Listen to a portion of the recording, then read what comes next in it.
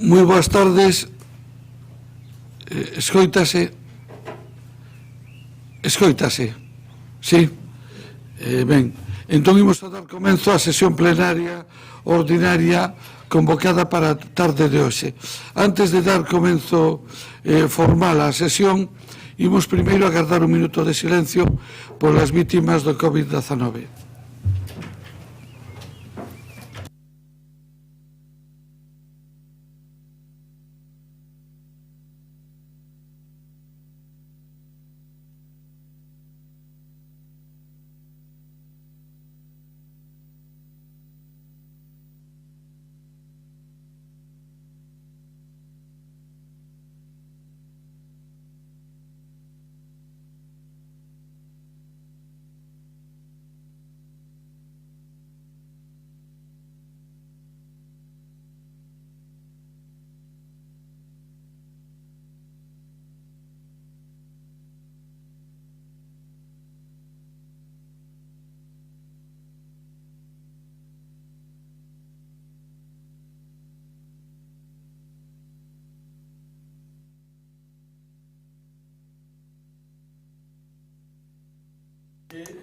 Solicita efectuar unha intervención no pleno como persoa interesada e en representación de diferentes colectivos de familias e traballadores da residencia de San Lázaro para falarnos con relación a tres mocións que se van a debatir en este pleno justamente en relación con este tema.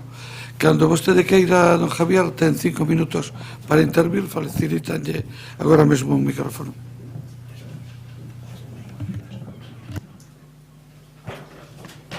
Boas tardes a todos e a todas. Bueno, quisiera nombrar en homenaje los nombres y apellidos de los más de 50 residentes fallecidos en San Lázaro, pero estos 5 minutos ni siquiera me llegarían para hacerlo, ¿no? Por lo tanto, paso a agradecer, pues, en primer lugar, tanto a BNG como a Compostela Aberta, la oportunidad que nos han brindado para darle voz a esta tragedia acontecida en Santiago de Compostela, en la residencia de San Lázaro, donde más de 50 compostelanos han fallecido. En segundo lugar, también agradecer desde aquí el gran esfuerzo y trabajo de todos los trabajadores de San Lázaro, que sin apenas medios ni medidas de prevención, ni muchas veces organización, tuvieron que hacer su trabajo sin saber si se llevarían el virus COVID-19 a sus casas también. También destacar el trabajo de todo el equipo de Porta do Camiño, donde el doctor Novo Veleiro fue, digamos, el que lo comandó, en la residencia integrada de Porta do Camiño, porque ahí, desde ahí sí que se salvaron muchas vidas. Dicho esto, y esperando no molestar a nadie con nuestro relato, que lo único que queremos es trabajar todos juntos para que cosas como esta no vuelvan a repetirse. Dicen que en septiembre y octubre pueden volver a producirse rebrotes. Las residencias son centros especialmente vulnerables, donde se pueden corregir muchas cosas por parte de todos, familiares incluidos. Consellerías de Política Social, Consellería de Sanidade, Concello de Santiago, trabajadores y empresa adjudicataria, en este caso Domusvi, pero todos juntos. El día 16 de marzo, en la residencia de San Lázaro, se derivó a un residente al CHUS, que volvió al centro diagnosticado con COVID-19. En vez de tener un protocolo de aislamiento en la enfermería, situada en la planta baja de dicho centro, se llevó a la segunda planta, aislándola también, pero poniendo en riesgo a más de 60 personas que se alojaban en dicha planta. El COVID se extendió incluso a otras plantas, y gente que estaba confinada en sus habitaciones, aislada, se contagió igualmente. Las cifras hablan por sí solas: 51 muertos, 37 trabajadores positivos, más de 100 residentes positivos también, de los cuales, a pesar de curarse, le quedarán algún tipo de secuelas, tanto físicas como psicológicas. Solo relatar un caso para resumir todo el dolor que se ha pasado. Una familia, una de muchas, después de tener a su abuela aislada y confinada en su habitación, nada menos que 30 días, y gracias a tener un móvil propio, un lujo en aquellos días, en que la dirección no informaba de nada, percibió que balbuceaba y se encontraba mal. Esta familia consiguió que la derivaran al CHUS, donde le hicieron el test y dio positivo, de varios días. Esta persona falleció a los 3 días, sin haberse diagnosticado siquiera de COVID en San Lázaro. Todos juntos, repito, todos juntos tenemos que evitar de nuevo estos hechos si queremos llamarnos una sociedad civilizada. No puede repetirse de ninguna manera que personas sean derivadas o no al hospital según su edad. Todos somos iguales. Sin querer extenderme más, les pido y solicito el apoyo a todas y cada una de las mociones presentadas a este respecto. Nos hubiera gustado que fuera una única y firmada por todos. Todas ellas, de una forma u otra, apoyan nuestras peticiones. Les pedimos que dejen a un lado, en este caso, motivos políticos, viejas rencillas o cualquier tipo de obstáculo para aprender de todos los errores cometidos y conseguir que la residencia sea un lugar para vivir con dignidad, autonomía y libertad, en un ambiente que ofrezca la sensación de hogar. Urge cambiar radicalmente el modelo de atención a los ancianos. Las residencias fueron pensadas para protegerlos, pero se han convertido en cárceles para esperar su muerte. Rehumanicemos nuestra sociedad, empezando por nuestras residencias. Gracias por escucharnos y nada más. Gracias. Moitas grazas a vostede, e reciba tanto vostede como a súa familia, todos os traballadores e todos os residentes da residencia San Lázaro, a nosa solidaridade, afecto, apoio e tamén o dolor que compartimos polo sucedido en esa residencia. Tamén en outras, pero non na mesma magnitude. En fin, o lamentamos enormemente. Imos a dar comenzo os puntos que conforman orden do día do pleno. En primeiro lugar, temos que tomar unha decisión sobre 4 puntos que se plantexan por... Perdón, Presidencia, teño que comprobar os asistentes. Perdón, efectivamente. Primeiro, señor secretario, comprobar... Sí. Si non se di o contrario, se presume que todos e todas as asistentes se encontran en territorio español. Dona Navia Rivas de Castro. Sí, estou presente. Doña María Goretti San Martín Rey está aquí no Salón de Sesións. Don Jorge Carlos Duarte Vázquez. Don Jorge Carlos... Non oímos, don Jorge. Vémolo, pero non oímos. Gracias. Sí, gracias. Dona Marta Irene Lois González. Sí, boa tarde, estou presente. Don Rafael Peña Vidal. Boa tarde a todas e a todas, aquí estou presente. Dona Branca Petra Novorrey. Boa tarde a todas, estou presente. Don Martiño Noriega Sánchez está aquí presente. Don María Castelao Torres. Sí, boas tardes a todos, estou aquí. Dona Beatriz Cigarrán Vicente. Buenas tardes a todos, estoy aquí presente. Don Ramón G. de Jesús Quiroga Limia.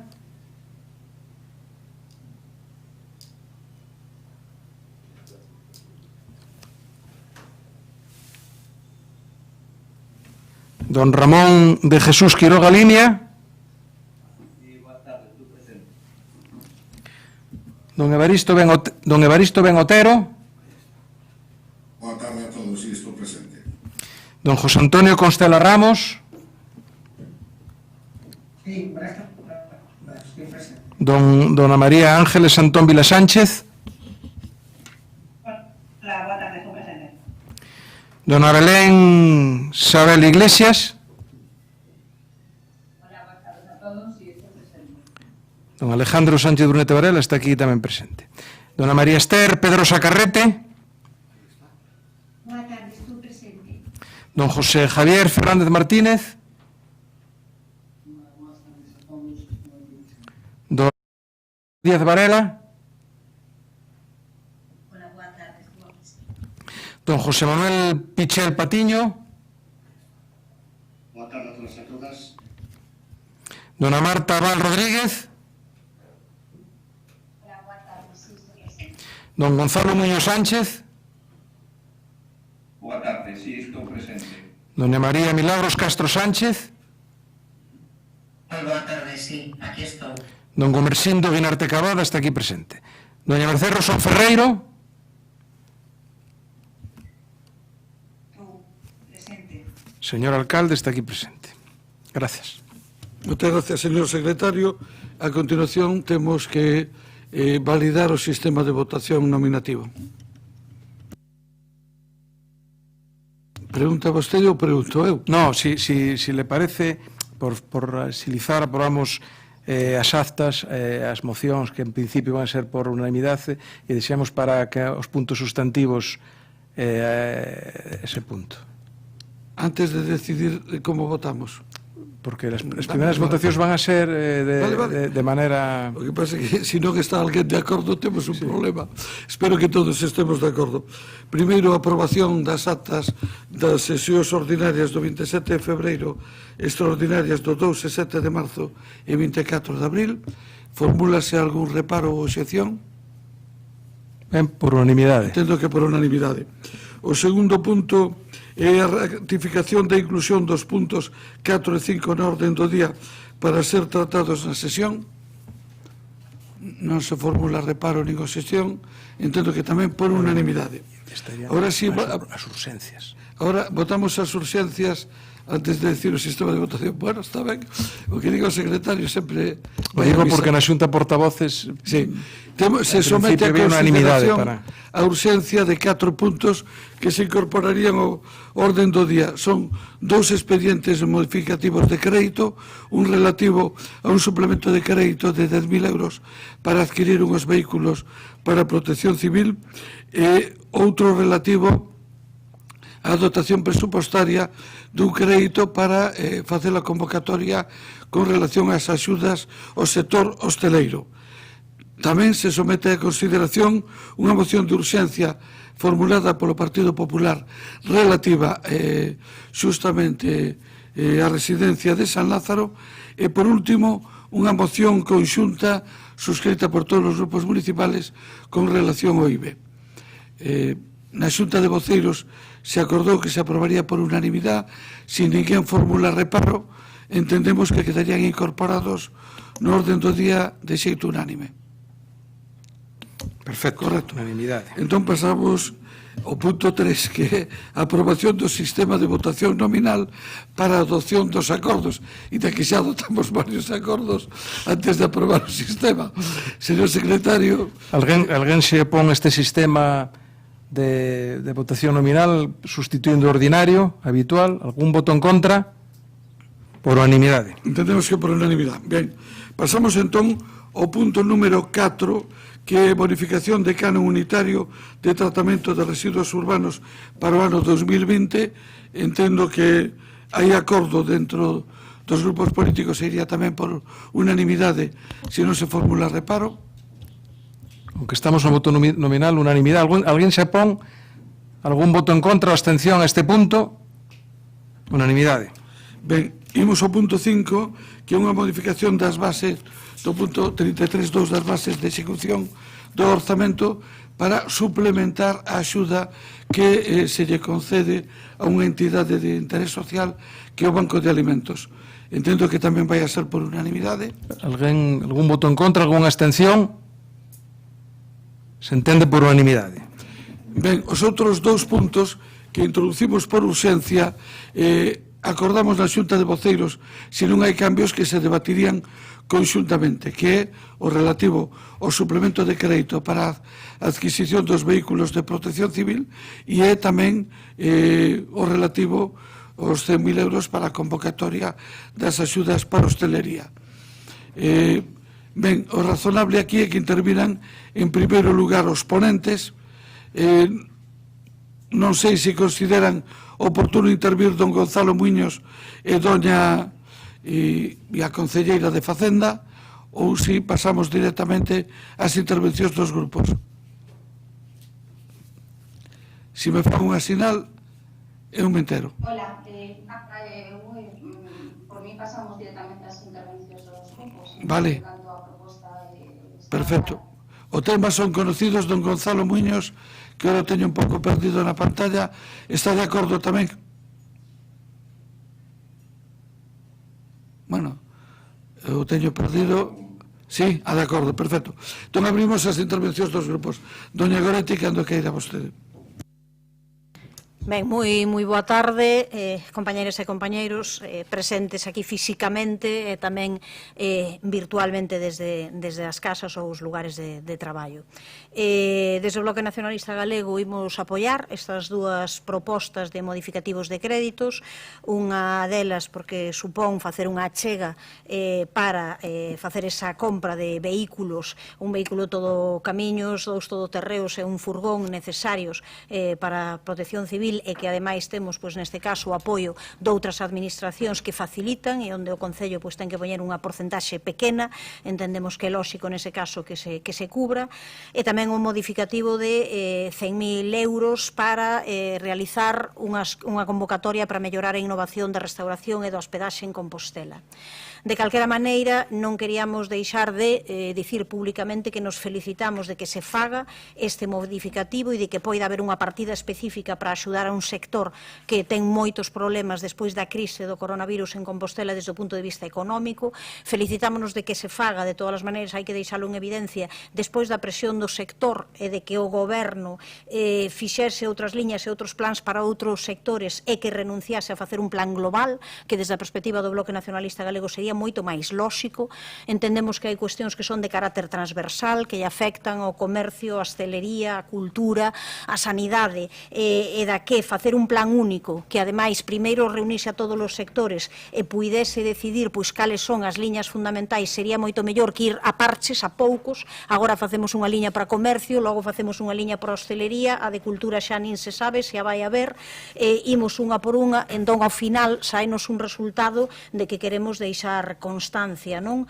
Por un lado, que a cantidade, como ben se pode ver, é moi pequena, é unha cantidade mínima, 100.000 euros para o que representa o sector de hostelería en Santiago de Compostela realmente é moi pequena. Xa sei que teñen previsto a súa suplementación en caso de que sexa necesario, pero creo que sería moito mellor ter realizado un plan único, integral, onde se contemplase absolutamente todo.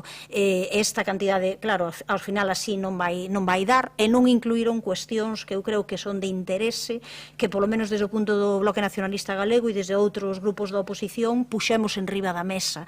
Xa sei que aquí non discutimos as bases da convocatoria, que iso vai ser aprobado en Xunta de Goberno, pero é lóxico, xa que se fai un modificativo, que se fagan esas consultas tanto ao sector como aos grupos da oposición para intentar mellorar esas bases. En ese sentido, a nós parecíanos que tanto nas anteriores liñas de axuda ao comercio como nestas debería de haber unha liña específica para facer actividades de tipo cultural ligadas a eses locais, a eses espazos, mesmo agrupándose por barrios ou por rúas. Entendemos que esa era unha maneira para que canto antes os grupos culturais, as pequenas formacións locais de Santiago de Compostela, que realmente están nunha situación dramática, moi difícil e moi complicada, puidesen comezar xa a facer actividades, e que é unha mágoa que se perde esa referencia. Por suposto que iso debería facerse incrementando algo esta cantidade, que creíamos que era posible facelo, igual que foron capaces de retirar dun apartado de estudos e traballos técnicos que sabemos ao final que o que se executa do conxunto do orzamento nunca é a totalidade, senón que quedan, como sabemos, diñeiro importante sen gastar, a veces en cantidades millonarias. Parecía lóxico quitar unha pequena partida superior agora, insisto que despois de todas as maneiras habería que suplementala para poder tamén realizar esta liña que a nós nos parecía de moitísimo interese, porque ao final os sectores e todo o mundo se anima entre sí. Se a xente da hostelería ve que está axudando o mundo da cultura, do comercio, todo é un reactivo positivo, e precisamos tamén moito ánimo positivo para sair conxuntamente disto. E ademais tamén porque o señor alcalde en varias das súas declaracións fixo comentarios a respecto de que a cantidade para axudar ao sector hosteleiro, ao sector turístico, ao sector cultural, sería moi superior a estes 100.000 euros con que agora nos encontramos. Aínda así, algo é algo, e por suposto vai ir co apoio do Bloque Nacionalista Galego. Moitas grazas, doña Goretti. Señor Noriega, interven vostede cando queira. Boa tarde, compañeros e compañeras de corporación, tanto aquí presentes como vía telemática e persoas que nos acompañades neste pleno. Non vou a reiterar as argumentacións dadas pola vocera do BNG, por Goretti, porque comparto gran parte das mesmas en canto a análise destes expedientes de crédito. Sí que vou adiantar o voto favorable de Compostela Aberta, como se ten anunciado xa previamente aos expedientes de modificación de crédito, que, bueno, que sexan razonables e que axudan pois a atender as circunstancias excepcionais que estamos a vivir ao longo destes meses. Son dos expedientes, un xa se dixo aquí, os vehículos de protección civil, non que o Concello aporta únicamente unha pequena porcentaxe, que, polo tanto, ten toda a lógica do mundo que ese expediente se aprobe e podamos seguir a dotar os servicios de emerxencia municipais. E outra liña na que coincido con Goretti, non? A cantidade escasa, a improvisación latexa na proposta e a sensación de unha serie de propostas fragmentadas e non integrales, carentes de ambición, están enriba da mesa, pero non deixa de ser unha línea de axuda e hai un compromiso de amplialo e de dimensionalo, non? E pola nosa banda non vai a quedar que iso aconteza, e polo tanto o voto de Compostela Aberta vai ser favorable a ambos os dous expedientes, desexando, eso sí, unha maior coordinación, que as liñas que se están a impulsar se impulsen integralmente, que o Concello asuma que o papel non é un papel de papá Estado, senón un papel de catalización da reconstrucción dunha rede, dunha cidade, na que ten que activar por determinados puntos neurálxicos para que isto se acaben retroalimentando, non? E que é importante que esa rede se perciba e se actúe sobre ela de maneira integral, sin tutelas, pero sí con esa capacidade económica que o Concello poda poñer dada a súa situación económica enriba da mesa. O noso voto vai ser favorable. Moitas gracias. Moitas gracias, don Martiño. Polo Grupo Popular, como iban a intervir? Quen? Doña María Antón, perfecto. Cando vostede queira, doña María.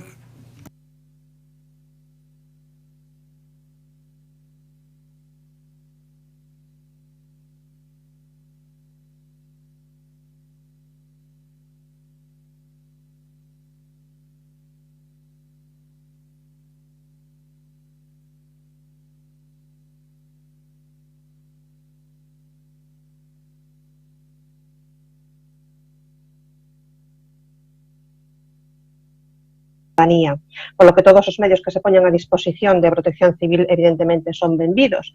E permítame deixar unha nota para o anecdotario deste pleno, porque o primeiro todoterreno que se adquiriu por parte do Concello, o alcalde seguramente o lembra, foi a través dunha iniciativa do noso portavoz Alejandro Sánchez Brunete.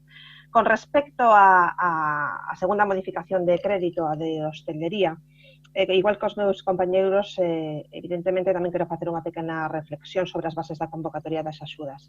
Por unha banda, deixar constancia de que o crédito tamén a nos parece-nos insuficiente, malia as promesas de incremento si se pode utilizar ese superávit. Por outra banda, que non nos parece axeitada a distribución da cuantía por liña, xa que non ten sentido que se poda acadar o mesmo importe de axuda máxima, é dicir, de 5.000 euros, cando os custes de investimento son evidentemente maiores na liña A sobre o resto, sobre todo se falamos das obras.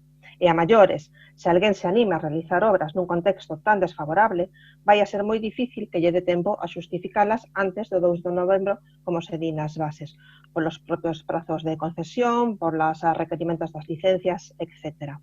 Porén, esta liña parecenos moi interesante, de feito foi unha proposta que fixemos dende o noso grupo na documentación que achegamos ao Concello, o fío do plan de revitalización turística, pero nun escenario que era o que nos plantexábamos máis a longo plazo.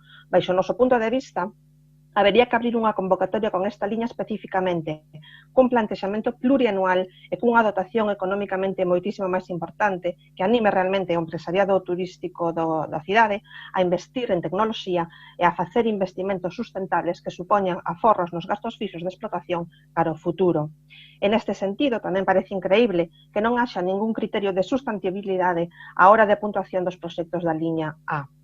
Finalmente, para non consumir moito tempo, decir que estas liñas non responden ás necesidades reais do sector.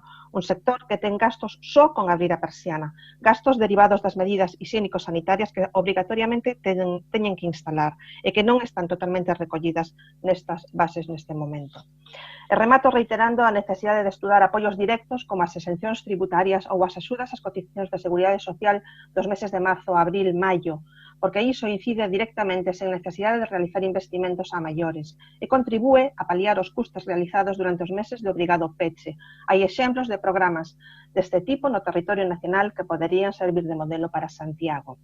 E con respecto á parte administrativa do expediente de crédito, son unha brincadeira, que non me resisto a deixar no tinteiro. Solicitamos que o Goberno municipal despexe esas incógnitas que aparecen no derradeiro parágrafo da memoria, onde non se aclara a que estaba destinado inicialmente o crédito que agora se minora para destinar a estas axudas. Grazas. Moitas grazas, doña María. Vai a dar a réplica polo Goberno do Sindicato Guinarte. Moi boas tardes. O que se trai, como todos ben coñecen, é unha modificación presupostaria para trasvasar unhas cantidades inicialmente previstas para outros fins a esta convocatoria de axudas para o sector da hostelería e da restauración. Eu, dende logo, non diría que esta modificación presupostaria e a convocatoria de axudas que a xustifica é o resultado da presión do sector. Eu si diría que é o resultado do diálogo co sector, porque efectivamente, dende que estamos nesta situación, dende o Goberno municipal mantivemos moitas reunións co sector, mantivemos reunións co sector antes de presentar no Consello de Administración de Incolsa e na Xunta de Goberno local o plan de reactivación do turismo e seguimos manténdoas despois.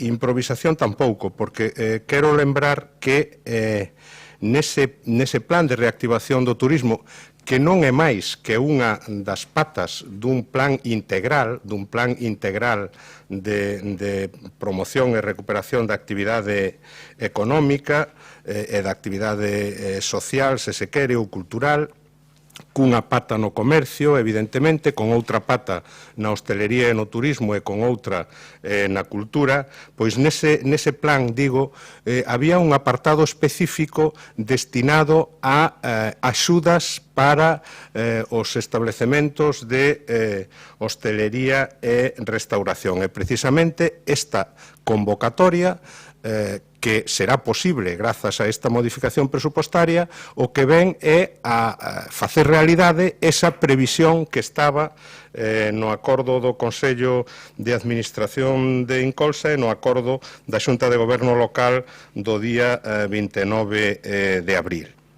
Bueno, realmente esas bases que aprobará a Xunta de Goberno local o próximo luns ten 3 liñas de actuación, unhas axudas para investimentos na adecuación física dos locais e para tecnoloxías da información e comunicación e innovación, unha liña de axudas para gastos de comunicación e unha liña de axudas para gasto corrente na adecuación do negocio para as necesidades derivadas do COVID-19.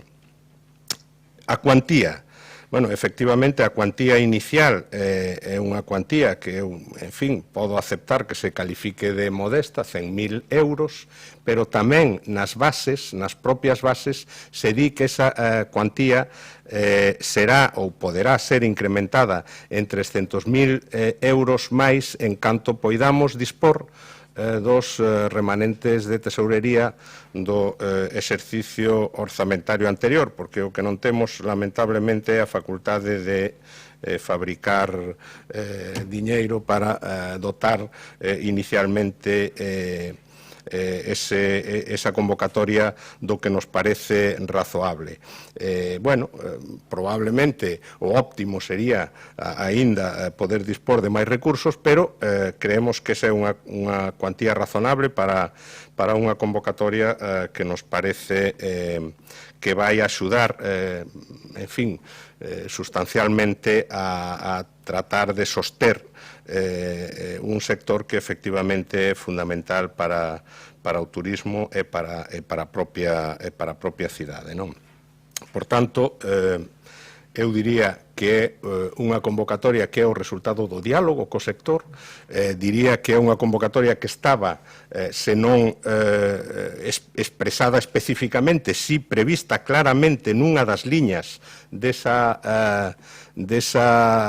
pata do plan global de reactivación económica, e é unha liña que terá unha dotación económica razonable na medida en que poidamos dispor dos recursos económicos para elo.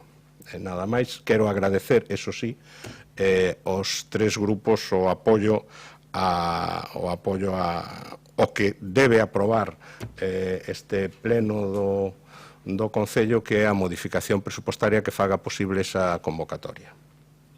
Moitas gracias, señor Guinarte. Abrimos turno de réplica. Doña Goretti. Sí, a verdade é que non pensaba falar, pero é un pouco difícil despois da intervención do portavoz do goberno, non? Porque eu creo que as cousas, ás veces, é moito mellor recoñecelas, e creo que practicar a honestidade política é moito mellor. Que houbo realmente bastante tensión co sector foi público e notorio, discutiuse nos medios, nos lugares, en todos os sitios. E máis, desde o punto de vista do bloque, creo que con bastante elegancia, pois un rogo que traíamos sobre xustamente que se abrise pois ese diálogo e ese debate, unha vez que vimos que o goberno recuou, decidimos retiralo, e dicir, mira, pois é moito mellor que as cousas discorran por outro lado, pois moitísimo mellor. Sobre o tema de se existe un plan integral, pois eu emprazo o concelleiro a que xusto en canto acabemos este pleno nos dé ese plan integral ao resto dos grupos. Pero desde logo até o de agora é a primeira vez que se nomea o que aparece tal idea dun plan integral. O que até o de agora foi facendo o goberno, foi facendo, quitando plans sectoriais, medidas sectoriais moi parciais. Non existe ese plan integral, a non ser que o teñan guardado nunha caixa forte baixo 7 chaves, e non sei por que non queren que se coñeza. Se existe, o normal era que estivese coñecido. Teremos despois tempo de falar no tema de cultura. E logo, última cuestión sobre a que creo que é importante tamén que o conxunto da xente que de Santiago non coñeza a realidade. O problema non é incrementaremos os 300.000 euros en canto poidamos, claro, en canto poidamos, porque non nos podemos inventar o diñeiro, non. O problema é que hai un impedimento para gastar ese diñeiro agora, e o Estado tiña que ditar normas para facilitar. O Estado onde goberna o Partido Socialista podía ter dictado esas normas desde hai tempo, pero resulta que non, porque hai algo que facilita e fai que continuemos dicindo o de sempre, que o remanente, justamente as posibilidades que podían ter os concellos de poder reutilizar aquel diñeiro non sobrante en cuestións útiles para o conxunto da poboación, ao final, na inmensa maioría dos casos, e así aconteceu aquí tamén, nos últimos anos acabou indo para os bancos, non? Entón, non é un problema de fabricar ou non diñeiro.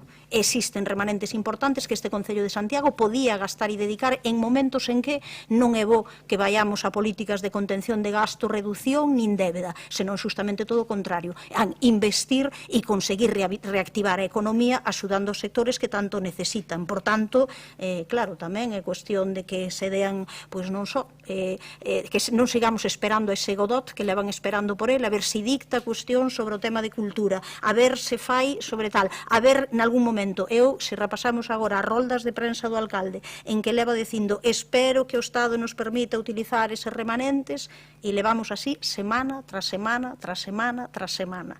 Entón, nalgún momento tamén, pois hai que decir a verdade. Non é porque non poidamos, é porque o goberno do Estado, que está onde está gobernando quen está gobernando, que o impide que se faga nestes momentos. Nestes momentos tan excepcionais, por certo, que xa non debería ser nunca, non?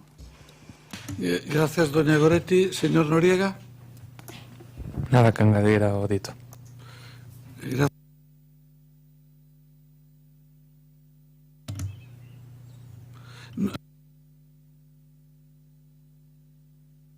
María. Sí, se escoita agora. Quería decir que só quería falar de dúas cuestións sobre o que estábamos debatindo.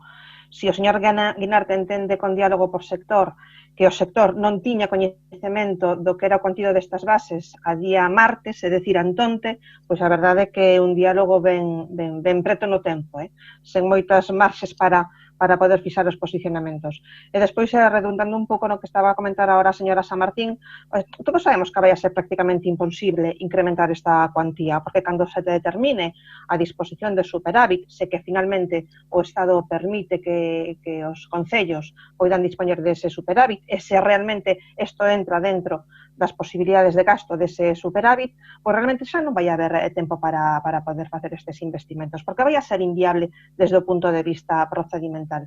Por lo tanto, nos reiteramos que nos parece unha cuantía escasa e que veríamos tamén con bo criterio facer un intercambio incluso deses 100.000 euros entre as liñas dunha maneira máis proporcionada e máis xusta. Rematou, doña María? Sí. Rematou. Moitas grazas, señor Guinarte. Gracias. Bueno, eu case únicamente quixera reiterar o agradecemento aos tres grupos municipais, máis obviamente do grupo do goberno, por apoiar esta modificación orzamentaria. Sinceramente, eu que participei en todas esas reunións, pude ter traído un listado de todas as que tivemos co sector antes e despois da aprobación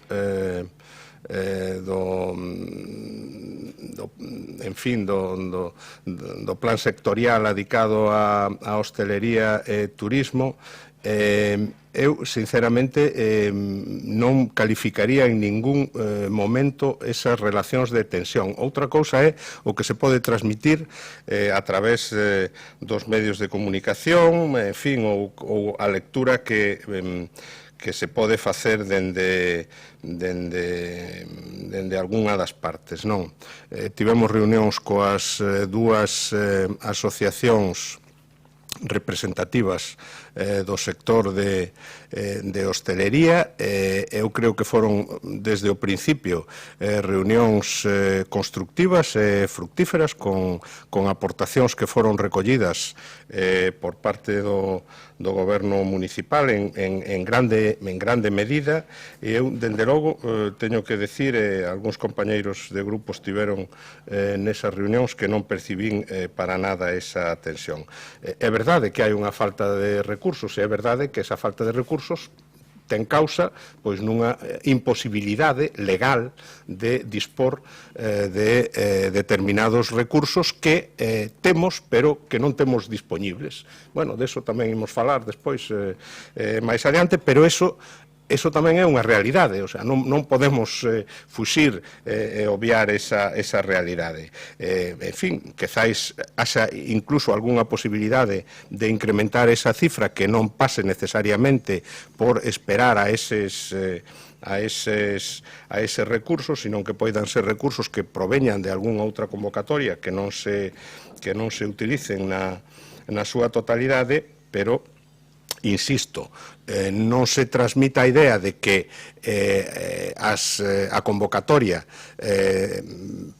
pretende liquidarse cunha dotación de 100.000 euros, senón que a convocatoria ten o obxectivo de dispor de 400.000 euros para axuda a hostelería e restauración.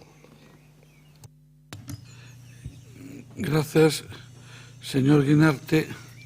Brevemente me gustaría tamén decir algunha cousa. A primeira, como é natural, agradecer a todos os grupos políticos a súa actitude, a súa colaboración e o seu voto positivo. A segunda, sumarme á felicitación que con tanta razón fixo dona María referida á agrupación de voluntarios de protección civil, que cumple 24 anos de un servicio excelente e que, sin lugar a dúbidas, en este período dos 24 anos, pero especificamente en estos 2 últimos meses e medio, prestou un servicio sencillamente magnífico e extraordinario. E quero deixar constancia do reconocimento e do agradecimento. E, ademais, en vísperas dun ano, como é o ano 2021, no que, por certo, cumprirá 25 anos, que, de novo, estou seguro que volverá a ser un servicio extraordinario. En segundo lugar, con relación aos fondos, me gustaría decir o que pensamos todos, que son escasos. A todos nos gustaría máis, moito máis, e en realidad, dada a magnitude da situación, canto máis tuveramos, canto máis recursos tuveramos, moito mellor. Pero teño que decir que é certo, eu nunca ocultei, sino que sempre o dixen, que estamos pendentes de un decreto que ten que aprobar o Goberno de España, que é o que nos habilite para utilizar os recursos que temos en este momento bloqueados e que están depositados en unha entidade financiera que son 4,6 millóns de euros, despois do desbloqueo do 1.100.000 euros do outro día para servicios sociales. E tamén lles quero dicir que o Plan de Reactivación Económica aprobado, que está na ata da Xunta de Goberno do 4 ou 5 de maio, se non a ten doña Goretti, por favor, señor secretario, remitiremos ya inmediatamente, se establecen os diferentes obxectivos e patas e ámbitos de actuación. En este momento, con cargo a ese plan, temos 5 convocatorias abertas de axudas a microempresas, a autónomos, a comercio, en moitos ámbitos, intereses, renovación. Estamos traballando continuamente con os diferentes sectores, programando a campaña de promoción que se está desenvolvendo, preparando a Festa do Comercio para o 25 e 27 de xuño, e o lunes sacaremos outras 2 convocatorias de axudas. Nos gustaría máis, pero o sacalo cunha cantidad pequena nos permite unha cousa, que é conocer tamén cal é a demanda real e, polo tanto, axustar o presuposto ao final, porque senón todo o que metamos aí o proceder de transferencias quedaría bloqueado e iría para o superávit o ano que ven e non poderíamos dispoñer del. Mais nada, moitas gracias a todos. Entendo que a votación pode ser conxunta, quedara pendiente o señor Martiño de confirmarnos, di que sí. Por tanto, señor secretario, ordene vostede a votación. Creo que vai ser por unanimidade. Sí, compromiso da presidencia, se lles parece, se sé que está establecido o sistema nominal, que é por garantía deste secretario para poder ver. Non obstante, dada a manifestación de todos os grupos, eu vexo que todos poden estar de acordo, entón, se ningún se opón, se ningún manifesta nada en contra, ademais vexo que na pantalla, se realizador pon todos os próximos plenos, podería ser xa casi votación ordinaria, porque se ve perfectamente. Alguén se opón a aprobación de esta urxencia 1, abstención ou algún tipo de voto en contra, abstención? Ningún. Entón, segue por unanimidade. E el 305, que é urxencia 2, algún se opón, algún voto abstención negativo? Por unanimidade. Perfecto. Moitas gracias. Pasamos á parte das proposicións. A primeira proposición é a formulada polo Bloque Nacionalista Galego para a posta en marcha de un plan de revitalización cultural consensuado co sector. Doña Goretti, cando vostede queira, ten a palabra. Sí, pois, boa tarde de novo. A min gustaríame estar aquí discutindo xustamente este punto no apartado anterior, é dicir, sobre o modificativo que daría lugar a que houvese unha partida importante para facer un plan de apoio ao sector cultural ou, cando menos, para abrir pois 2 liñas de convocatoria para facer esas bases, para axudar as empresas culturais, as entidades e as asociacións sin ánimo de lucro do ámbito cultural, como fixemos noutras. É evidente que dentro desas partidas dese plan de reactivación económica de que falou o señor alcalde hai un momento, a cultura está desaparecida, non? Nada, a pesar de que o BNG e outros grupos, constame que tamén, pero o BNG presentou as súas primeiras achegas para facer un plan de reactivación cultural o 28 de marzo, despois o 5 de maio presentou un plan específico e polo medio o 17 de abril o alcalde dixo que en 2 semanas estaría o plan de cultura, o 17 de abril, onde vai esas 2 semanas. E o 8 de maio, preguntado tamén polos medios de comunicación, dixo que a finais desa semana ou no principios da próxima estaría ese plan de cultura tamén listo, non? A verdade é que non se entende, non? Que esteamos pois tantísimo tempo despois nun sector que representa unha riqueza moi grande para Santiago de Compostela, tanto en termos económicos como en termos culturais, en termos de viveza, en termos de facer que haxa unha cidade viva, non? Representa o 5,2% do PIB do sector, o sector cultural en Compostela, e é ademais a cidade que xera máis emprego e, por tanto, tamén máis desemprego en actividades de cultura. Eu creo que non é necesario aquí que cite pois todo o que son os datos do sector cultural que coñecen de sobra compañeros e compañeras convocatorias de corporación, da cantidade importante de empresas, case 500 que hai, da cantidade de número de persoas afiliadas á Seguridade Social no sector cultural en Compostela, e tampouco que faga, pois, eso sí, un detalle das 14 medidas que nós entendemos que serían importantes, as que se poderían acrescentar outras para realmente facer ese plan de reactivación cultural que noutros lugares teñen xa planificado para comezar a inicios de xuño ou a mediados de xuño, e que aquí parece que imos moi tarde, non? Santiago, que debe ser pois, esa vanguarda, esa capital da cultura, e parece que o desconfinamento, en vez de poder ir comezando, que a cultura vai de última de todo. Nós entendíamos que se podía facer este plan desa maneira integral xa con outros plans sectoriais que foron saindo, e polo menos, xa sei que van decir que se fose avanzando non só en reprogramación, claro, se reprogramamos actividades culturais que tiveron que deixar de planificarse e resulta que a reprogramamos para dentro dun ano, temos que buscar que mecanismo hai para facer pois, un pagamento anticipado dunha parte desa reprogramación, porque senón deixamos a xente ao descoberto de todo, xente que tivo que facer pagamentos de viaxes, pagamentos de investimentos, de proxectos, e que agora resulta que, pois ao mellor até dentro dun ano non vai poder facer algún do tipo de actividades que se están reprogramando, así que non é simplemente dicir esta actividade para o 2021, senón dicir como podemos facer para axudarlle a esta empresa, a esta persoa que ia facer isto. Tamén as convocatorias de axudas ao sector cultural, non se entende que a esas alturas non saian. Claro, eu, cando pasan as semanas e as semanas e non saen, digo, non as van facer este ano. Que van facer con esta convocatoria de axudas para o sector cultural?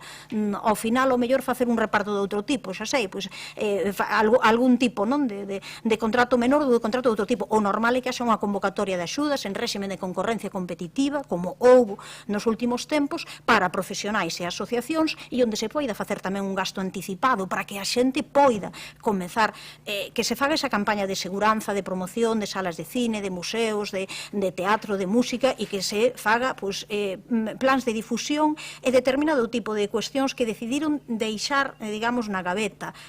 A ver, o banquete de Conxo, que decidiron deixar na banqueta, era o 2 de marzo, agora resulta que era o 2 de marzo o día, celebrábase en maio, pode ser en xullo, e que se faga un bono cultural con actividades de conciliación. O que sí creo que teñen máis claro, alégrome, de que se conciencien de que é necesario contratar a pequenas empresas, pequenos grupos, en pequeno formato, para comezar a facer esa programación de animación de rúa, pero que teña que estar xa nestes momentos publicitada, porque xa podía estar comezando dentro dunha semana, de 2 semanas, non? Para que esa programación se poida aumentar. Así que espero que o conxunto de grupos da corporación apoien algo que logo nós na proposta de resolución xa non detallamos tanto, simplemente que se poña en marcha este plan de revitalización cultural que recolla estas ou outras propostas consensuadas co sector, pero que se faga xa, que se lle poña día. Se poden decir que se vai facer, non sei, nunha semana ou mañán, pois mellor que sigamos esperando, como, xa digo, anunciou o alcalde, 17 de abril, estamos, pois, mes e pico máis tarde, non? Moitas grazas, doña Goretti. Continuamos co turno de intervencións polo grupo de Compostela Aberta. Quen vai intervir, señor Noriega? Branca. Doña Branca Navarrete, cando vostede queira. Moi ben, boa tarde. Boa tarde, escoitadesme.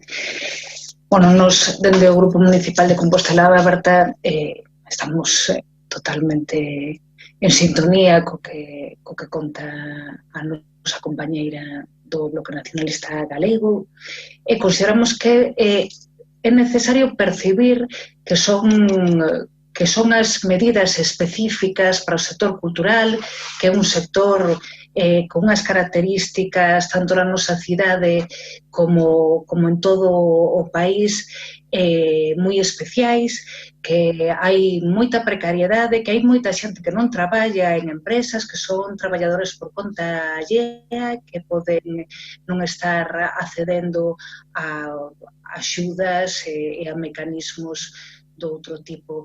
Nos trasladarvos, pois que xa o día 6 de abril o que plantexamos foi unhas medidas de urxencia, que algunhas son pois na liña do que comenta Goretti neste listado de 14 medidas que parecennos moitas delas pois moi caídas e correctas. Nos que plantexamos o 6 de abril foi efectivamente que era necesario combinar unha batería de convenios cunha batería de axudas por concorrencia competitiva. Sabemos que todo o que implica unhas axudas por concorrencia competitiva, como ben explicou Sindo fai un momento, que se poden bloquear, pero que son totalmente necesarias combinadas con convenios. E os convenios, neste caso, serían unha activación inmediata. E nos decíamos de onde se podían sacar as partidas, cousa que penso que na proposición anterior non se chegou a especificar de onde viaxan unhas partidas dun lado para outro. Ben, nos plantexábamos que os 250.000 euros que ano pasado se dedicaron ás festas da Ascensión dedicáranse íntegramente para medidas pro sector cultural. Consideramos que esos convenios deberían estar funcionando e asinándose xa con certas asociacións, como a Asociación de Músicos ao Vivo, como con Circo Nove, como as asociacións de hostelería Tempo con Xeito e Cidade Bella, para que a música ao vivo volva á cidade este verán que imos a ter que programar en espazos abertos. Eso penso que todos temos claro. Quero apuntar esta medida porque penso que é para tela en conta e que o sector así está demandando, non só o sector cultural, sino outros sectores da cidade. Ben, estas eran medidas urxentes a principios de abril. Estamos agardando, efectivamente, agardo pois agora a explicación da concelleira de Cultura. O que quero é trasladar, efectivamente, que no sector empezo a percibir moito malestar por non saber a que aterse e tamén apuntar a que hai unha oportunidade a programación das próximas festas do Apóstolo para trasladar o espazo de reencontro a través da programación cultural nas rúas dos barrios da nosa cidade e nas zonas verdes.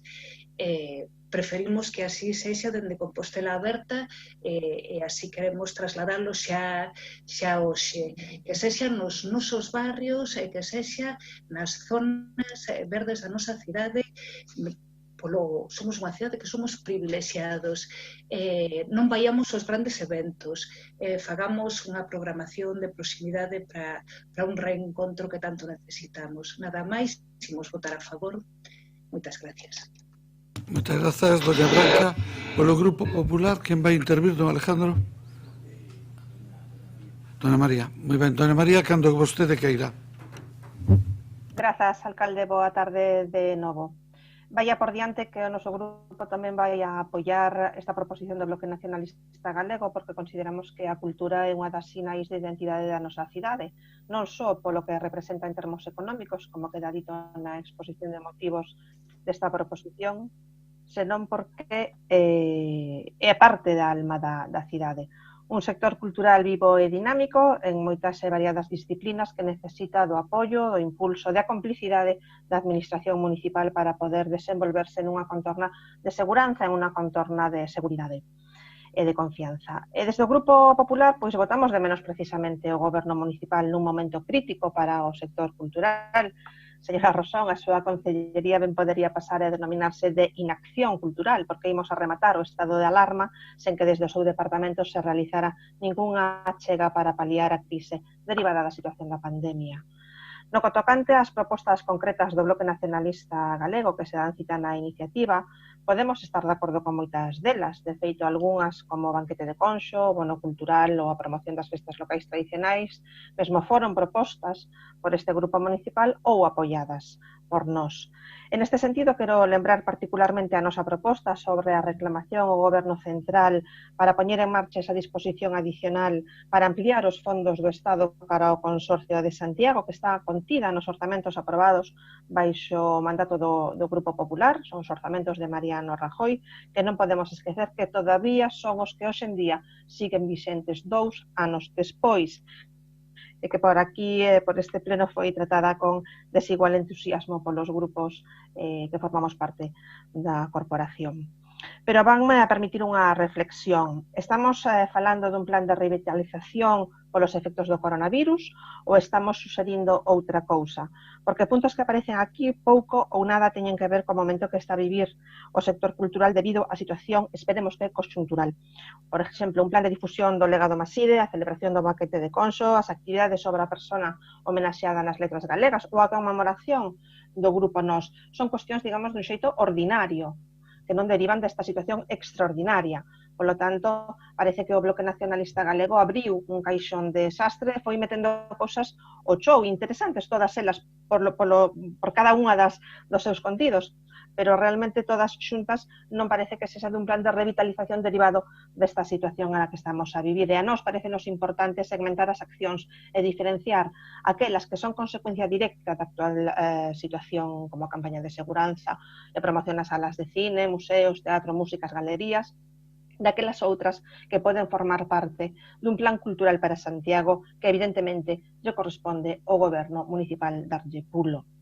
Evidentemente, a proposta do Bloque Nacionalista Galego non son supostos tasados, eles mesmos o din, e o noso grupo parecelle que faltan cuestións principais como a adaptación dos espazos profesionais do sector cultural ás novas medidas higiénico-sanitarias ou a utilización das TIC para a promoción e divulgación da creación cultural na cidade.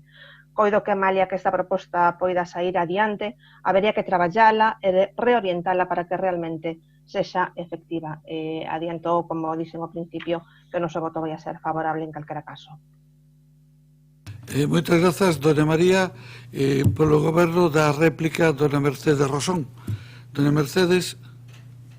Moi ben, gracias, señor alcalde, compañeiras e compañeros, señoras e señores. En primeiro lugar, quero manifestar que somos moi conscientes do momento que está a vivir a cultura en xeral e particularmente na nosa cidade e o gran desacougo que esta situación xenera neste importante sector de Compostela.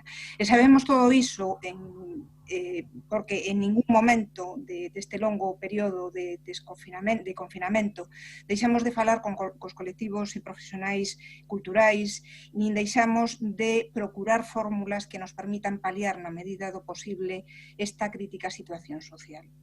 As liñas de actuación nestes meses pasados foron establecidas sobre varias premisas inamovibles: conservar íntegro o orzamento da Consellería de Acción Cultural e do Auditorio de Galicia, adiar todas as actividades programadas, manter os e non para dentro dun ano, manter os compromisos adquiridos e atopar todas as medidas marcadas polas autoridades sanitarias para os nosos espacios e que teñen que ver coa maior frecuencia de higienización e reducción dos aforos e distancias de seguridade entre espectadores. Este pasado luns aprobamos un protocolo na Xunta de Goberno, un protocolo aberto que vai a estar funcionando e mudando a medida que evolucione toda a situación e que afecta non só a nosos equipamentos, senón tamén ao espacio público o que se refería antes Branca Novoneira, porque efectivamente o gran espazo no que imos traballar nestes meses próximos vai a ser os maravillosos espazos públicos que temos na nosa cidade.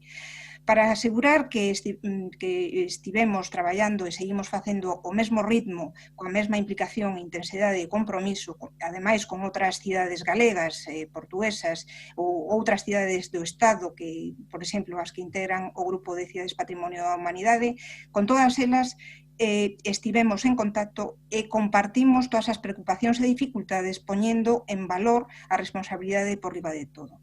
Como saben, creo que todos os que estamos aquí, a actividade cultural nos concellos centrase na programación. As actividades culturais programadas nestes meses de confinamento foron adiadas para se realizar a partir do mes de xullo. Nos empezamos tímidamente a programar actividades a partir da segunda mitade do mes de xuño, pero será totalmente xa efectivo o mes de xuño e ata final de ano, recuperando todas as cousas que non se puideron facer. Algúnas xa están pagadas e outras adiadas, porque agora sí que podemos temos adiantados uns porcentaxes dos cachés precisamente para paliar a situación que están a vivir moitas compañías, e adiamos por moitos programas e moitas festivais que estaban programados para estes meses. Neste momento estamos traballando nun programa moi ambicioso onde para este verán, onde, por suposto, o actor principal é a Festa do Apóstolo, e unha programación extraordinaria descentralizada, que vai a ser o máis ambiciosa posible, tanto no escénico como no musical, como no literario e patrimonial, que terá a súa base absoluta en artistas locais e galegos, e participada, por suposto, por eses axentes locais. Para evitar a concentración masiva de persoas, as actividades serán segmentadas por públicos aos que se dirixen, espazos escénicos e territorios.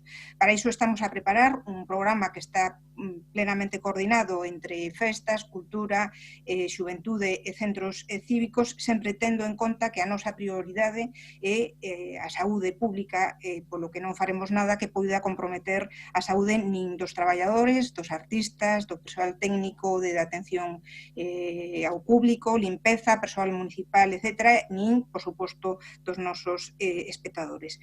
A convocatoria ordinaria de axudas está a piques de saír. Este ano, nas bases, con un apoio á realización de actividades culturais nun sentido moi amplio, entre os que se acollerán as propostas realizadas en modo online para o que poda vir. No momento en que sexa aprobado este Real Decreto a que tanto nos referimos no que levamos de pleno, pois o que faremos é poñer máis recursos e esa partida se incrementará para reforzar o orzamento de contratación para programar outras actividades. Sobre temas puntuais que se plantexaron aquí, teño que dicir que dende hai moitos meses este goberno traballaba pois na celebración do banquete de Conxo, unha festa cultural aberta, participativa e de goce común, características que pois non se poden garantir o cumprimento dos protocolos e recomendacións que fai necesario pois o seu adiamento. Eu creo que somos conscientes de que este ano vai a ser imposible celebralo, como moitas cousas pois terán que pasar para o ano 21 e seguro que entón o celebraremos con moita máis alegría se cabe.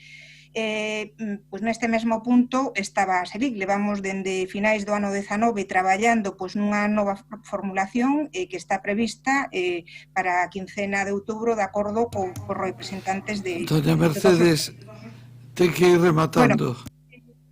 O que quero decir, despois na segunda volta tratarei de completar o que quería decir. O que quero decir é que nós estamos traballando cun compromiso co sector importantísimo, que estamos moi preocupados por la situación que está a vivir, e estamos intentando plantexar un programa e un plan que permita axudar a sair da situación na que se atopan, que a coñecemos perfectamente, tanto dende a perspectiva técnica como a política deste sector.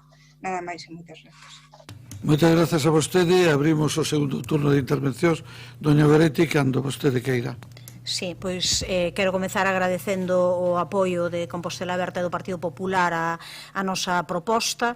Evidentemente unha proposta que non intentaba pois incluir absolutamente todo, e recollo, creo que son benvidas e que así debe recoller o Goberno, as adaptacións dos espazos profesionais aos novos problemas derivados do coronavirus, a renovación das TIC, e tamén quero aproveitar, e xa entronco coa intervención de Mercedes, a respecto de que acontece co sector, porque desde logo ese diálogo co sector non é algo que eu perciba despois de terme reunido e ter bastantes contactos con xente do sector, que descoñece desde logo se está xa para sair a convocatoria ordinaria de axudas. O normal é que primeiro houvese un contraste co sector. Non sei se existiu e quixera saber por canto van sair esas axudas, cales van ser as liñas que van sair e se houve ese contraste co sector. Encantas co sector realmente que está moi ramificado e moi diversificado en Santiago de Compostela, si existiu. Si van sair inmediatamente, magnífico. Nós fixemos unha petición tamén a respecto de que se duplicase a cantidade do que saíron na última ocasión, non, esas axudas, porque entendemos que é un contexto extraordinario non? Tamén nos parece ben que polo menos servise algunhas das propostas que puxemos en riba da mesa para que xa por fin se poidan adiantar as porcentaxes dos cachés. Eu sei que sí que hai actividades que non se van poder realizar no ano 2020. Para nada se van poder realizar no ano 2020, senón que van ter que quedar para máis adiante. Entón, claro, a ver que vai acontecer para iso, e desde logo pareceme magnífico que algo que debería de ser xa, digamos, o habitual, que nas festas que se programen a partir de agora haxa pois unha presenza importante, aquí parece que total, de artistas locais e artistas galegos, que tamén debería estar con anterioridade ás festas do 25. Si vai haber esas festas da primavera ou como se denominen a finais de xuño, deben de estar aí. E logo, claro, nós poñíamos algunhas das cuestións que, como decía María Antón, forman parte da actividade regular do Concello, porque entendemos que temos que mudar o formato en todas. Agora é necesario reformular pois o que se pensaba facer a respecto de Carballo Calero ou a respecto de Grupo Nós, pero entendemos que se pode aproveitar justamente o tempo de verán, como decía acertadamente Branca, aproveitando que se poden facer actividades ao aire libre que son moito máis seguras, para recoller esa actividade que estaba previsto facer e facela pois noutros formatos, noutros aspectos, e aproveitar para algúns legados, como o legado Maside, que hai pouco que se trasladou ao Pazo Granel e que hai moitísima xente aínda que non coñece. Entón, en xeral, nós entendemos que estas propostas son feitas en positivo, para construir exactamente igual as nosas como as dos outros grupos, e entendo e espero que o Goberno non salte á defensiva, senón que, aínda que os deberes non se fixeran a tempo, se comezan a facer mañá e esa convocatoria ordinaria de axudas pode sair pasado mañá, pois estupendo, non? Cumprimos e adiante, porque o sector, desde logo, está moi necesitado de todas estas axudas. Moitas grazas, dona Goretti. Ten agora o turno de intervención dona Branca. Cando queira, dona Branca. Non vou utilizar o turno, xa dixen todo o que tiña que decir na primeira intervención.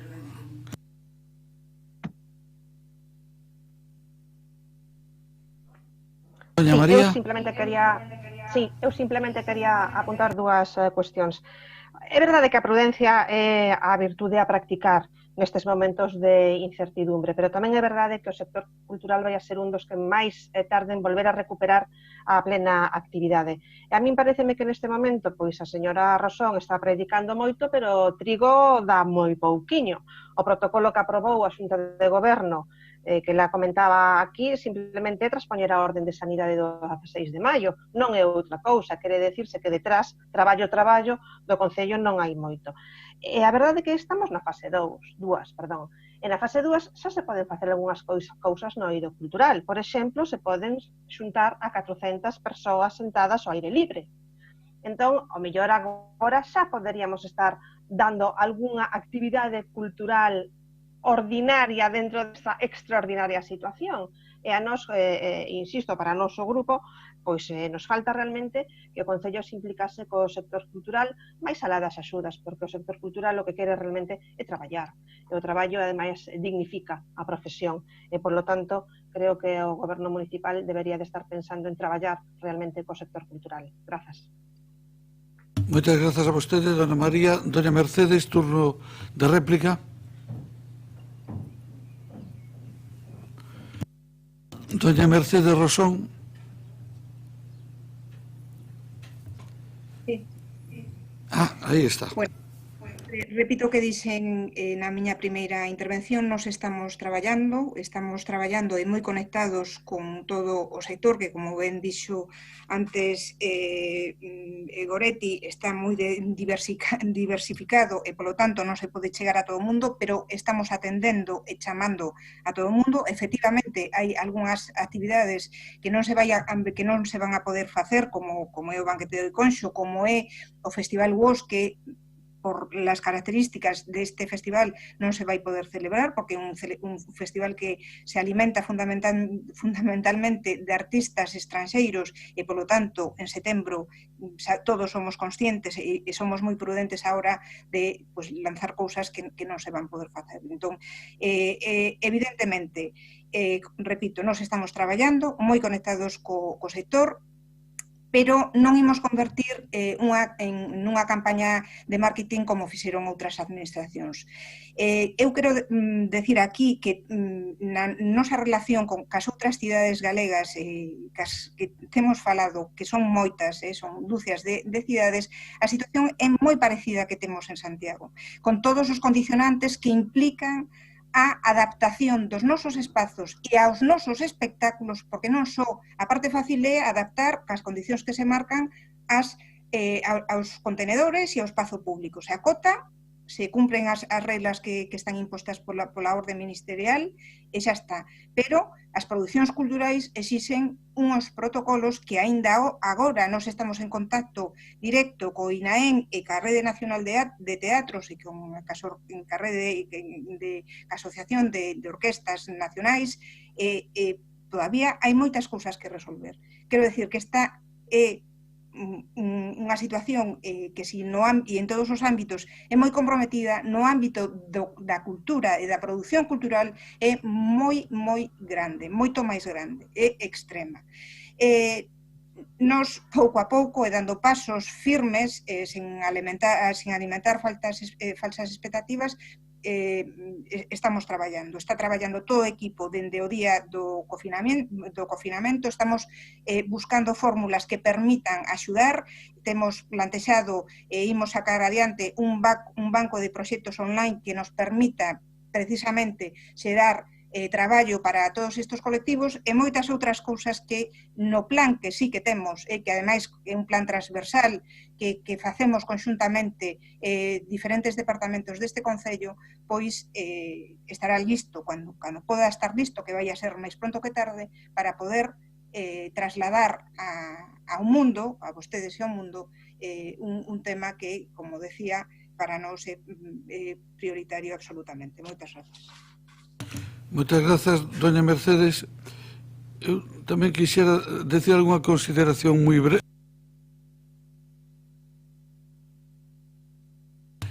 Esta crisis, o sector da cultura é terrible, pero tamén é terrible para o pequeno comercio, para o comercio de proximidade, tamén é terrible para a hostelería, tamén é terrible para os autónomos. Desgraciadamente, este escenario é moi complicado para moitos sectores.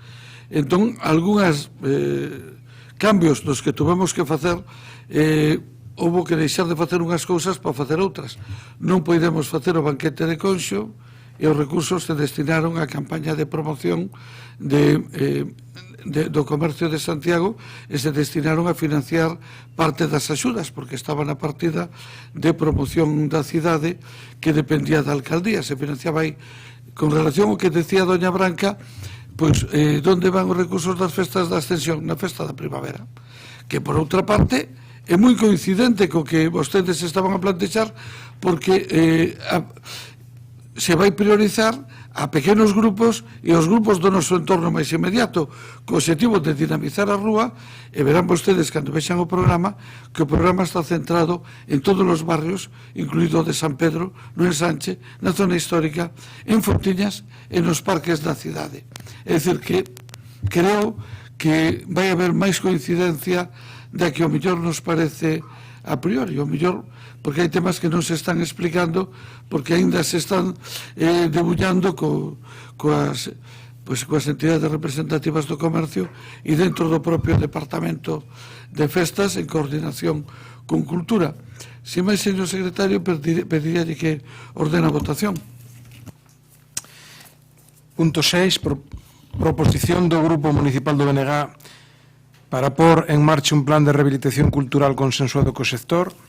Vamos a facer votación nominal. Dona Navia Rivas de Castro. O meu voto é a favor. Dona María Goretti San Martín Rey. A favor. Jorge Carlos Duarte Vázquez. O meu voto é a favor. Dona Marta Irene Lois González. O meu voto é a favor. Don Rafael Peña Vidal. O meu voto vai ser a favor.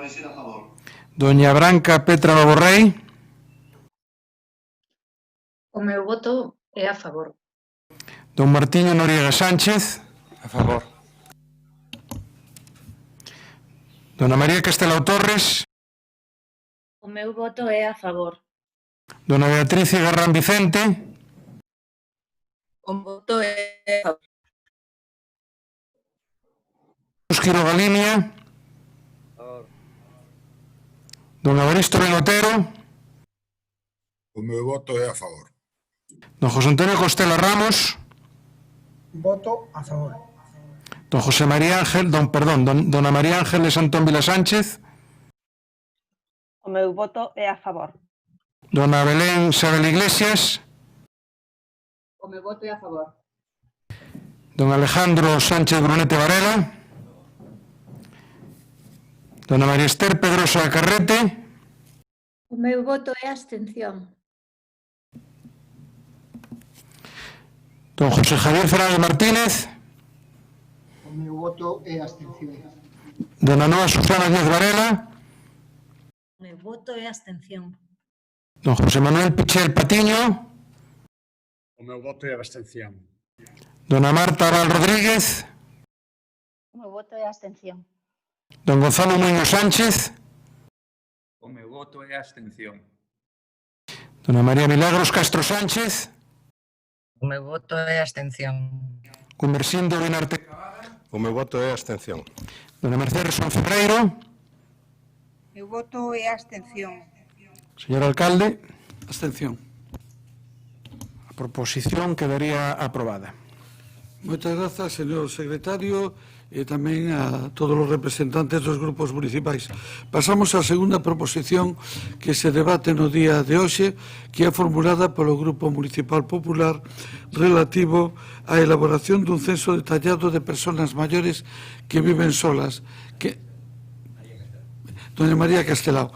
Doña María Castelao, cando vostede queira, ten a palabra. Moi boas tardes a todos, compañeros e compañeras de corporación.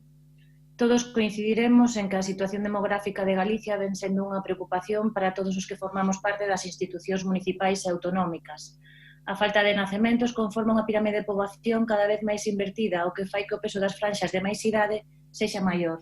Esta situación reflíctese tamén no noso concello, onde na actualidade as persoas de máis de 65 anos supoñen un 65% sobre o censo total segundo os datos do IGE do 2019.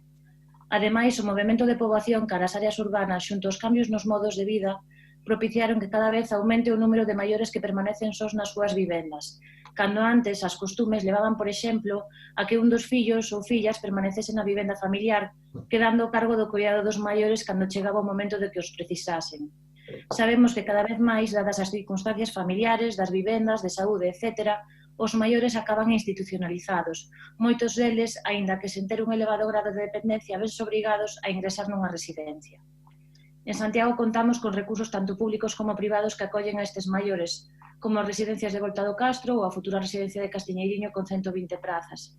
Sen embargo, a opción máis recomendada polos profesionais e tamén a preferente para os maiores nunha meirande parte é a da permanencia no seu entorno, no seu fogar.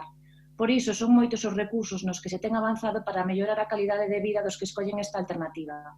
Así, existen recursos como a teleasistencia, programas de envellecemento activo, o servizo de axuda no fogar e moitos outros que posibilitan unha mellora da calidade de vida destas persoas.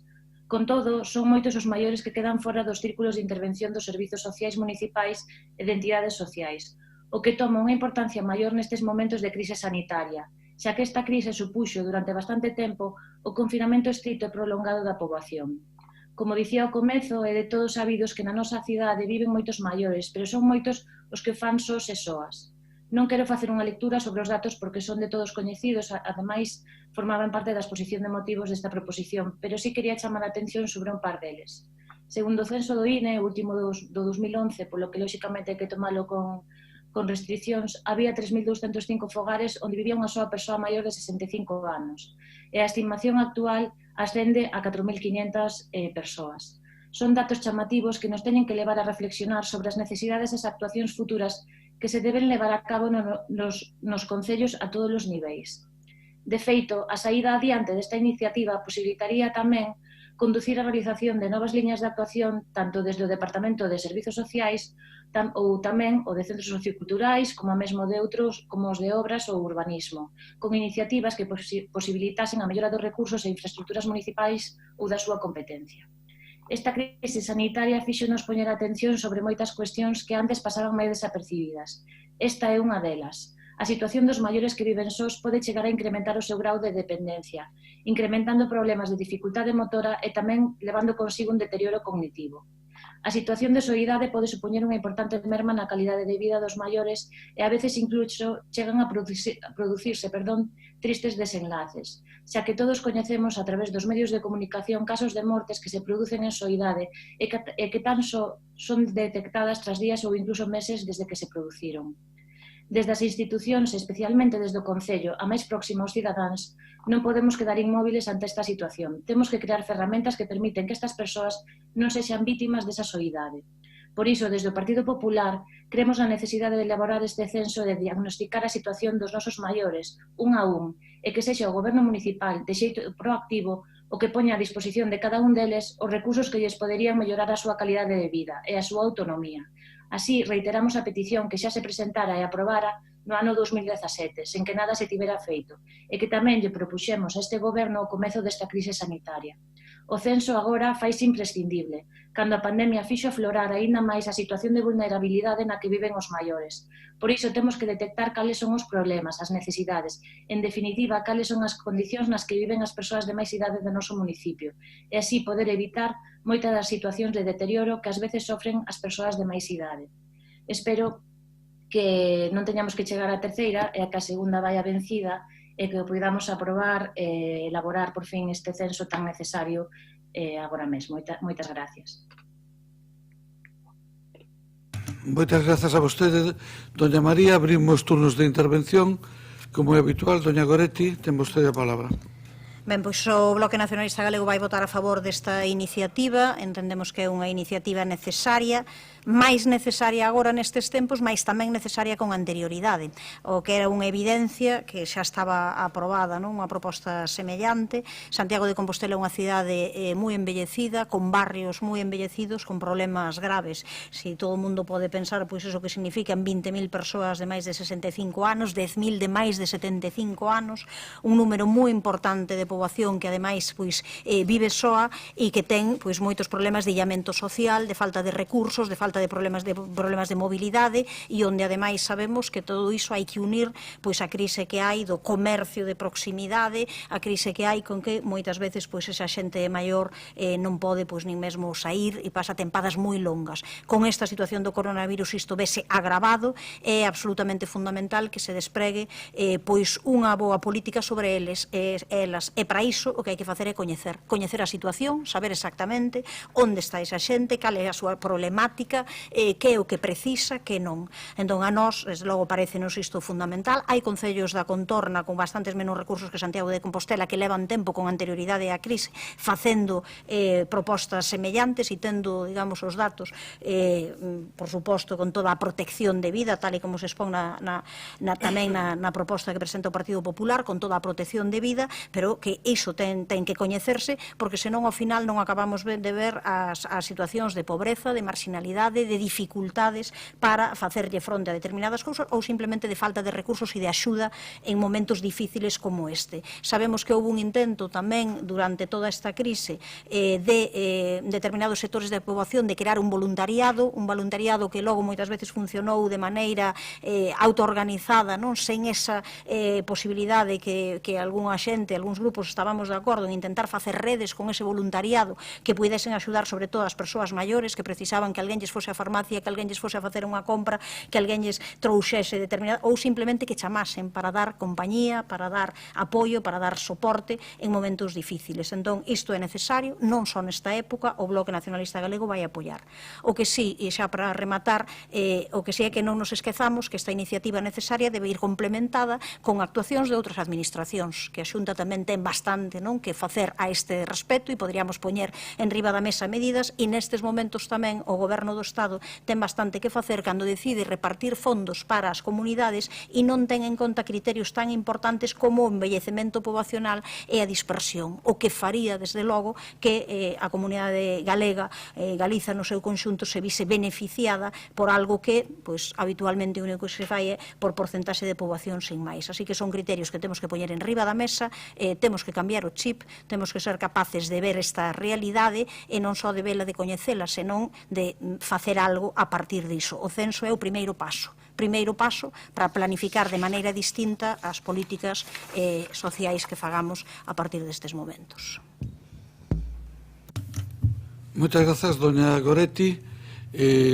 Polo grupo de Compostela Aberta, señor Noriega, vostede, cando queira. Bueno, pois o Grupo Municipal de Compostela Aberta vai adoptar a mesma posición que adoptou no ano 2017, cando se debateu unha iniciativa semellante a esta, que foi a de non opornos, facilitar a súa aprobación, pero entender que era unha iniciativa sesgada e unha iniciativa na que, e eu aí discrepo de Goretti, de alguma maneira se está a por o carro por diante dos bois, non? E vou intentar explicarme, ser sintético e non estenderme, non?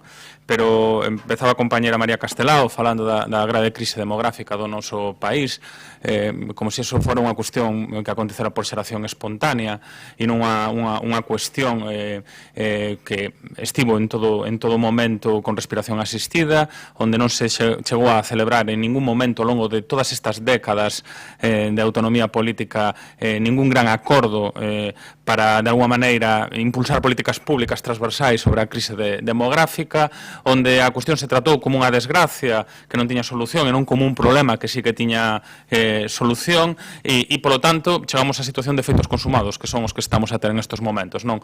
Un país cun grave problema demográfico, de sustentabilidade e de futuro. Se a isto lle sumamos que as políticas públicas desenvoltas ao longo destes anos, fundamentalmente dende as institucións supramunicipais, foron políticas públicas onde os coidados e a execución dos coidados, e aquí os coidados son un concepto moi amplo, pero tamén se estenden aos maiores, moitas veces foron acotados e condicionados pola entrada do lucro, pois nos encontramos cunha situación na que non hubo políticas activas demográficas, nin productivas, nin de xeración de emprego, nin de iniciativas transversais que favoreceran invertir a crise e a pirámide demográfica, pero que a maiores hubo unha clara utilización dos espazos coidados como espazo susceptible de introducción de lucro, non? Entón, bueno, logo teremos tempo de debatir do drama das residencias de maiores, non? E detrás dos números hai persoas, e hai dramas persoais, pero tamén hai políticas públicas.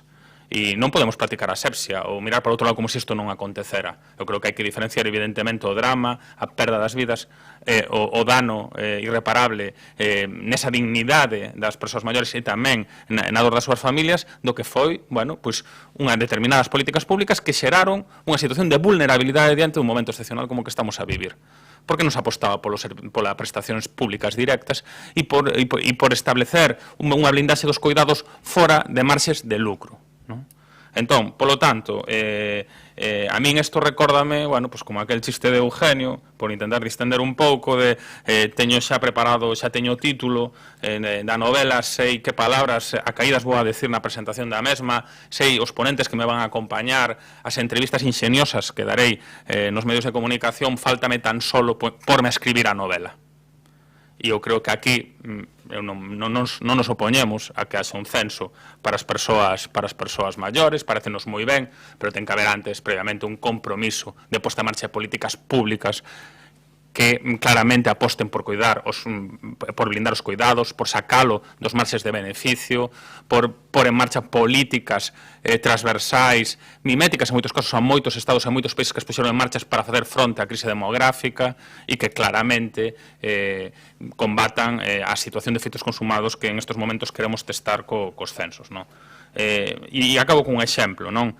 No 2017, porque se dirá que non se fixo nada, o Partido Popular tamén utilizaba literalmente naquela iniciativa que presentaba pois a recentemente anunciada pola Xunta de Galicia para a cidade de Santiago de residencia de maiores de 120 prazas, non? Volve a utilizar 3 anos despois para esta iniciativa. Pero da residencia, máis alá do acordo co Concello, da cesión dos terrenos, non sabemos todavía nada. Non sabemos prazos, ni sabemos o que é peor, o modelo de xestión que se vai a empregar. E que non é menor, visto o visto.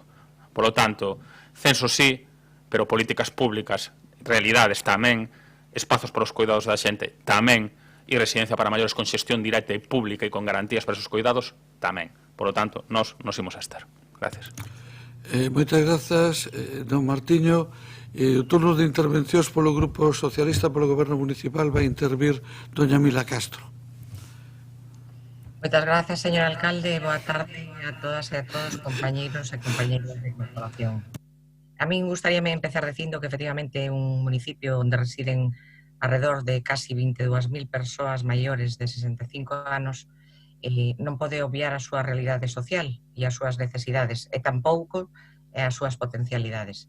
E, por suposto, a este grupo de goberno preocupalle especialmente a realidade daquelas que por diversas circunstancias residen soas.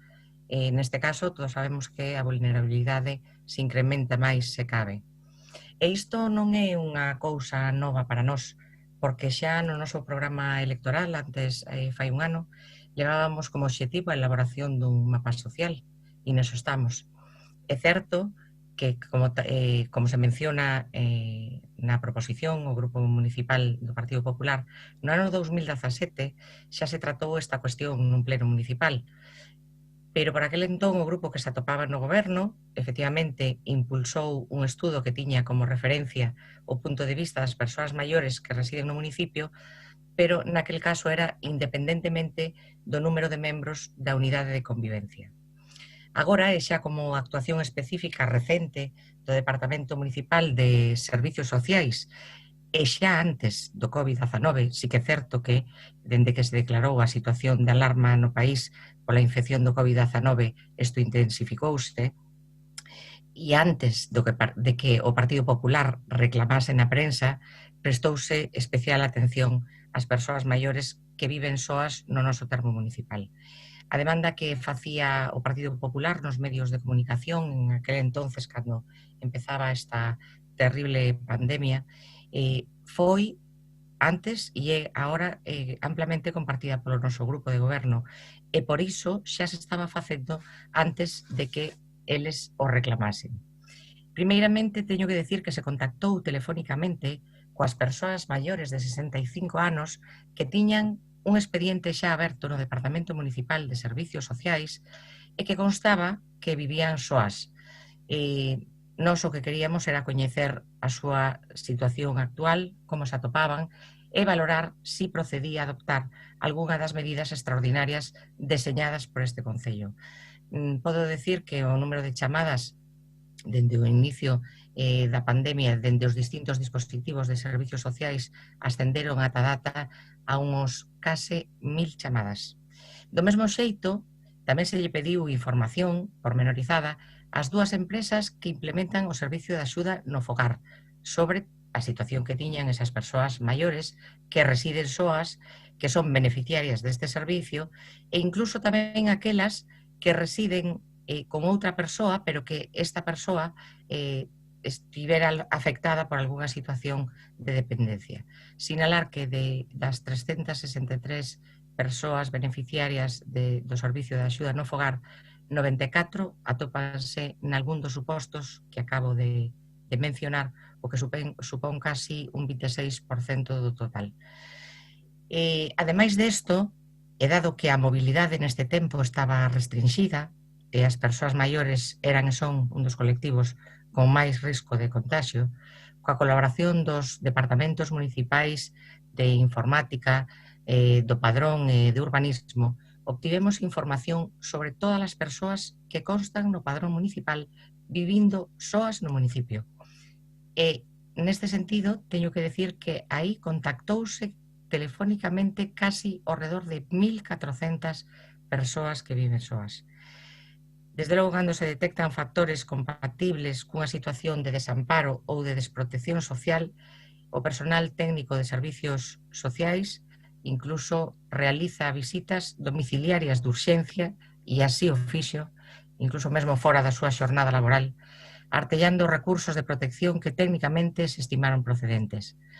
Tamén teño que acordarme da colaboración realizada polo persoal de servicios sociais, pero en colaboración directa co Servicio de Protección Civil, que está atendendo ese teléfono de atención social, ese 010 que puxemos en marcha. Para mí, desde aquí tamén quero expresar os meus parabéns para este servicio. Polo tanto, desde esta Concellaría compartimos plenamente a necesidade trasladada nesta proposición polo benestar das persoas maiores, pero eu o que teño que decir que isto xa se está facendo antes da presentación desta proposición. Nós tamén comenzamos a facer cousas antes da crise. De momento, máis nada, moitas gracias. Moitas grazas, doña Mila. Volvemos a reabrir o turno de intervencións, en este caso de réplica. Doña María Castelao, cando vostede queira. Sí, moitas grazas, señor alcalde. Home, lóxicamente a crise demográfica non se xerou espontaneamente, pero desde logo se hai un goberno comprometido con esta crise é o goberno da Xunta de Galicia. Sabemos que ademais quedou ás portas de ser debatida no Parlamento a Lei de Impulso Demográfica, consensuada con todos os sectores implicados, con toda a sociedade, non como outras cousas que fan outros gobernos, outros partidos, o marxe completamente da sociedade e das entidades implicadas. Son moitas as medidas postas en marcha pola Xunta de Galicia, creo que moitos se beneficiaron e se están beneficiando delas. Este curso, que por desgraza as escolas infantís tuveron que deixar a súa actividade, pero xa se implementou, por exemplo, a gratuidade das escolas infantís por segundo fillo e sucesivos, unha medida sin igual en toda España, como moitas outras, como a tarxeta Benvida e moitas outras que se teñen iniciado por parte da Xunta. Creo que non hai dúbida sobre iso, poñer sobre a mesa esta cuestión pareceme que, non há lugar. Ademais, gustaríame resaltar que precisamente Compostela Aberta non posibilitou a aprobación desta medida no 2017, xa que votou en contra. Ademais, pareceme que está faltando respeto da iniciativa privada, xa que moitas veces a iniciativa privada non é unha iniciativa con ánimo de lucro, son moitos os recursos que xestionan, e vostede debería sabelo, entidades sociais do terceiro sector. Ademais, se tiveramos feito no seu momento este censo, teríamos mellor tratados aos maiores durante esta crise que nadie esperaba, pero que, desde logo, se ese censo xa existise, os maiores no noso concello poderían ser atendidos de outro xeito. Vostedes despreciaron no seu momento os maiores e agora pagaron moitos deles as consecuencias. En relación ao que comentaba a señora Castro, gustaríame chamar a atención, eu xa sei, agradezo moitísimo o traballo, desde logo, que ademais coñezo de primeira man dos servizos sociais municipais e tamén de protección civil, porque estou segura de que chegaron a todo o que puideron, pero nós o que queremos chamar a atención é precisamente sobre esa xente que queda ao marxe dos servizos sociais municipais, ao marxe das entidades sociais, que son as persoas precisamente cas que seguramente non se puideron poñer en contacto. Por iso é tan necesario que se elabore este censo. Pola miña banda nada máis, espero que ese traballo que din que iniciaron, aínda que chama a atención que se o teñen iniciado, non o anunciasen, como teñen feito, por exemplo, no Concello de Coruña, Goberno Amigo, que anunciou no mes de marzo que estaba iniciando a elaboración deste censo. Por iso, sorprende que digan agora que xa estaban traballando niso. Espero que así sexa, que pronto podamos ver os resultados, e gustaríame de novo agradecer o traballo de todo o Departamento de Servizos Sociais, igual que de todos os departamentos do Concello implicados no cuidado dos nosos maiores especialmente. Moitas grazas e nada máis. Moitas grazas, doña María. Continuamos co turno de réplica. Doña Goretti, cando vostede queira. Sí, moi breve.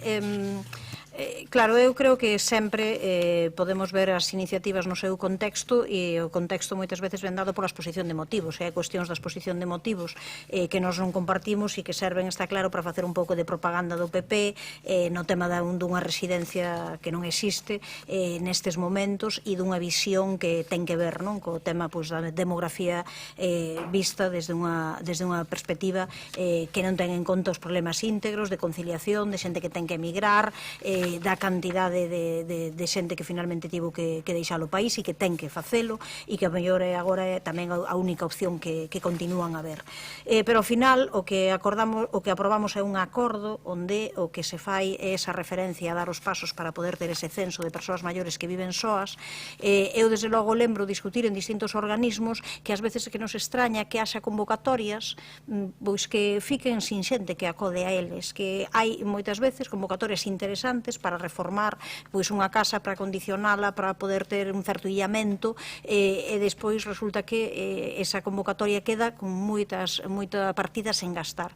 E unha das cuestións que se pon en riba da mesa ás veces é que as persoas propietarias son persoas maiores, que son as que non se está en contacto, que non se ten a posibilidade de falar con elas, de facilitarlles eses papéis, esas subvencións, como facer, de darlle axilidade. Entón eu vexo esta perspectiva de ter ese coñecemento en poder ter unha certa habitualidade desde o punto de vista regular desde os servizos públicos para coñecer cal é ese perfil desas persoas maiores que precisan, que liñas de subvención e poderlle dar instrumentos e ferramentas para facerlles máis doada tamén ese acceso a liñas de subvencións, a axudas.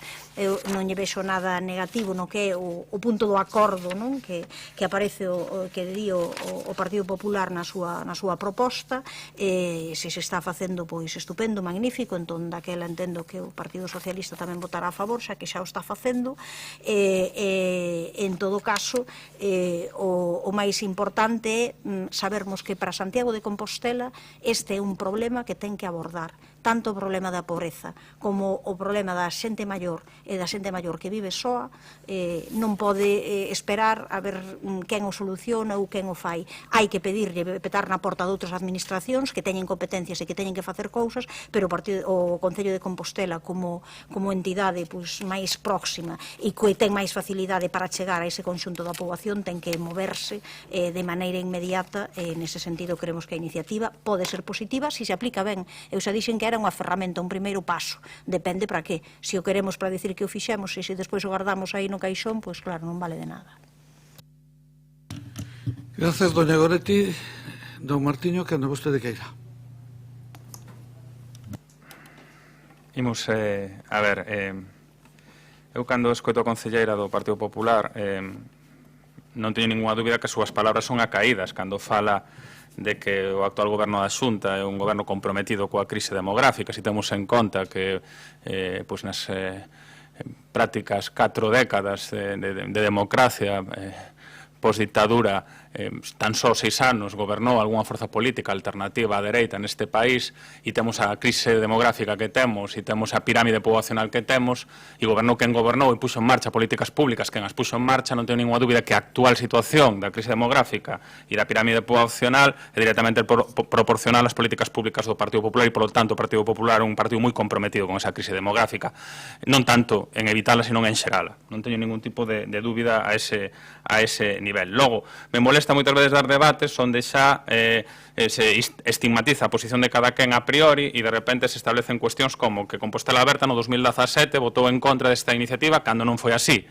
Nos abstivemos para facilitala, aínda que establecimos tamén os condicionantes e, de feito, a concelleira Mila recoñece que impulsamos un estudio inicial. Incluso no Observatorio de Igualdade tamén se fixo un mapeado do censo e tamén se estableceron criterios interesantes tamén por xénero e tamén por clase social, porque non é únicamente a cuestión de saber cal é a situación das persoas maiores a partir dunha determinada idade, senón, evidentemente, a situación social, a situación dos recursos económicos e a situación de xénero son sesgos que hai que ter en conta, non? E en ese sentido nos parece acaído que se siga continuando esa liña. Non votamos en contra, nos abstivemos e traballamos, iniciamos un estudio. Vale. E logo establecese tamén unha cuestión de que non, que Compostela Aberta criminaliza o espazo privado. Non se equivoquen. Eu creo que é un espazo respetable e no terceiro sector tamén, e moitas veces necesario. E é necesario tamén cooperar e colaborar con el. Outra cousa é impulsalo ou amparalo dende a política pública, ou poñelo como espazo prioritario dende un modelo de políticas públicas. E aí hai unha distancia evidente. Podes asumir un déficit en determinadas liñas de políticas públicas no espazo dos coidados, nese tercer sector, priorizando os coidados sobre o lucro. O sector privado non son as hermanitas de la caridad. E entón, eu creo que hai que diferenciar. Hai cuestiones dos coidados, hai cuestión da sanidade, que hai que blindar. Hai que blindar incluso asumir un déficit, porque somos unha sociedade que aposta por un estado de benestar e de protección, non?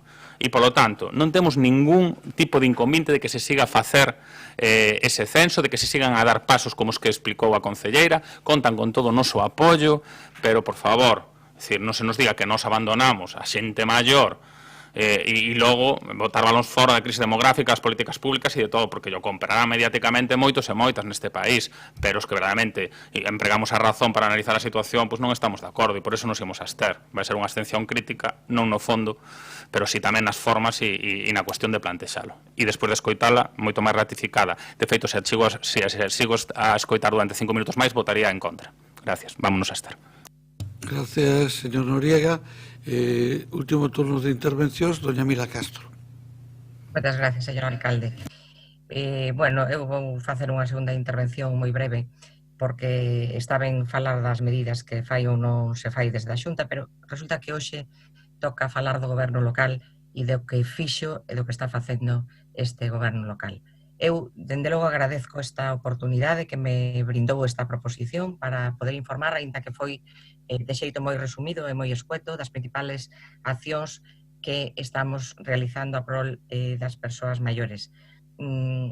Diríalle a compañeira María Castelao, igual non me expliquei ben, precisamente nos chamamos a esas persoas donde nadie chegaba. Estou segura que algún dos que estamos aquí temos algún veciño, algunha veciña que lle contou pois chamaronme do Concello para preguntar como estaba eu. Como estou ben, sorprendeume.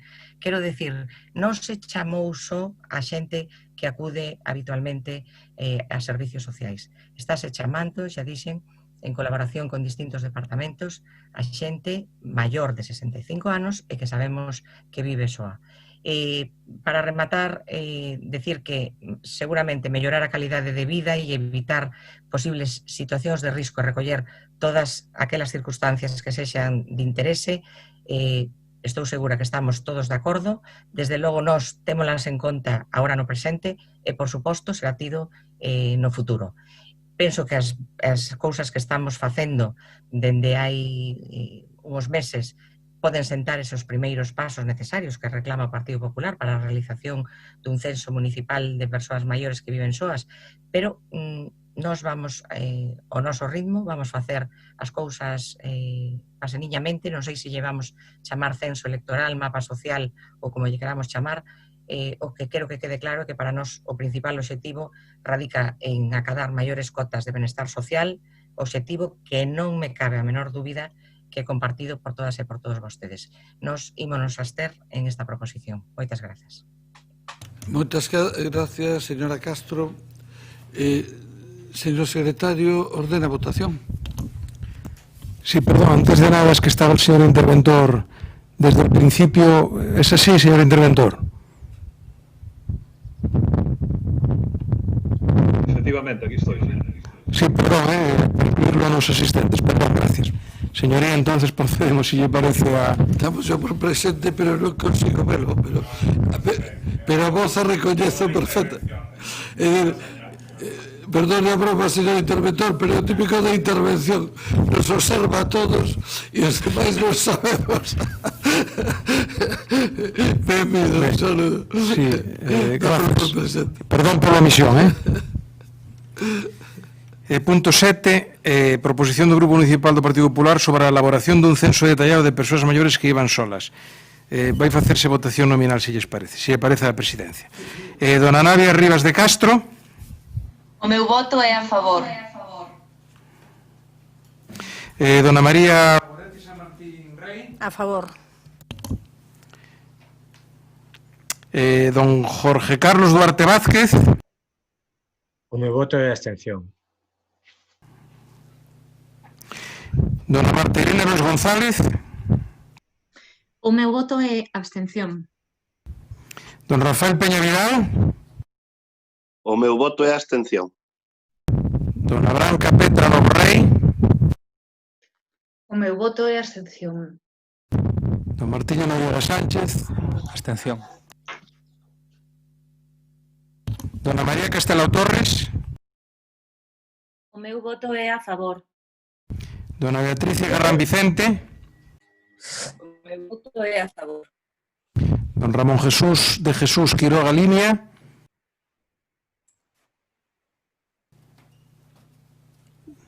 Don Ramón de Jesús. A favor. Don Evaristo de Otero. O meu voto é a favor. Don José Antonio Constela Ramos. Voto a favor.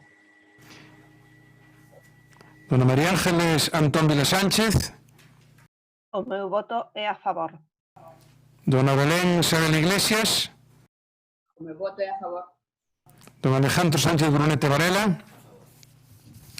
Dona María Esther Pedrosa Carrete. O meu voto é abstención. Don José Javier Fernández Martínez. O meu voto é abstención. Dona Susana Díaz Varela. O meu voto é abstención. Don José Manuel Pichel Patiño. O meu voto é abstención. Dona Marta Val Rodríguez. O meu voto é abstención. Don Gonzalo Muñoz Sánchez. O meu voto é abstención.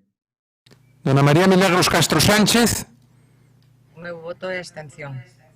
Don Gumersindo Benarte Cavada. O meu voto é abstención. Dona Mercedes Rosón Ferreiro. O meu voto é abstención. Señor alcalde. Abstención. Abstención. Por lo tanto, o punto da votación, o punto 7 queda aprobado. Muchas gracias, señor secretario. Pasamos á seguinte proposición, que é do Grupo Municipal de Compostela Aberta, para crear unha comisión especial de estudio para impulsar un plan de rescate social en Santiago. Doña Marta Lois, me parece. Doña Marta, cando vostede queira. Sí, moi boa tarde a todos e todas aí no pleno municipal e tamén aos compañeros e compañeras que estamos facendo pleno dende a casa. Ben, a proposición que presenta o grupo de Compostela Aberta leva por nome a necesidade de creación dunha comisión de estudo para levar a cabo un plan de rescate social en Santiago de Compostela. A esta proposición, Compostela Aberta recibiu unha emenda do Grupo Popular, a cal Compostela Aberta enviou tamén unha transaccional. Se o Grupo Popular acepta esta transacción, pois se incorporaría un punto número 3 á proposición. Ben, vou intentar resumir un pouco algúns dos principais argumentos da exposición de motivos da proposición e despois pechar cos 3 puntos que levaría esta proposición que sometemos á consideración do Pleno.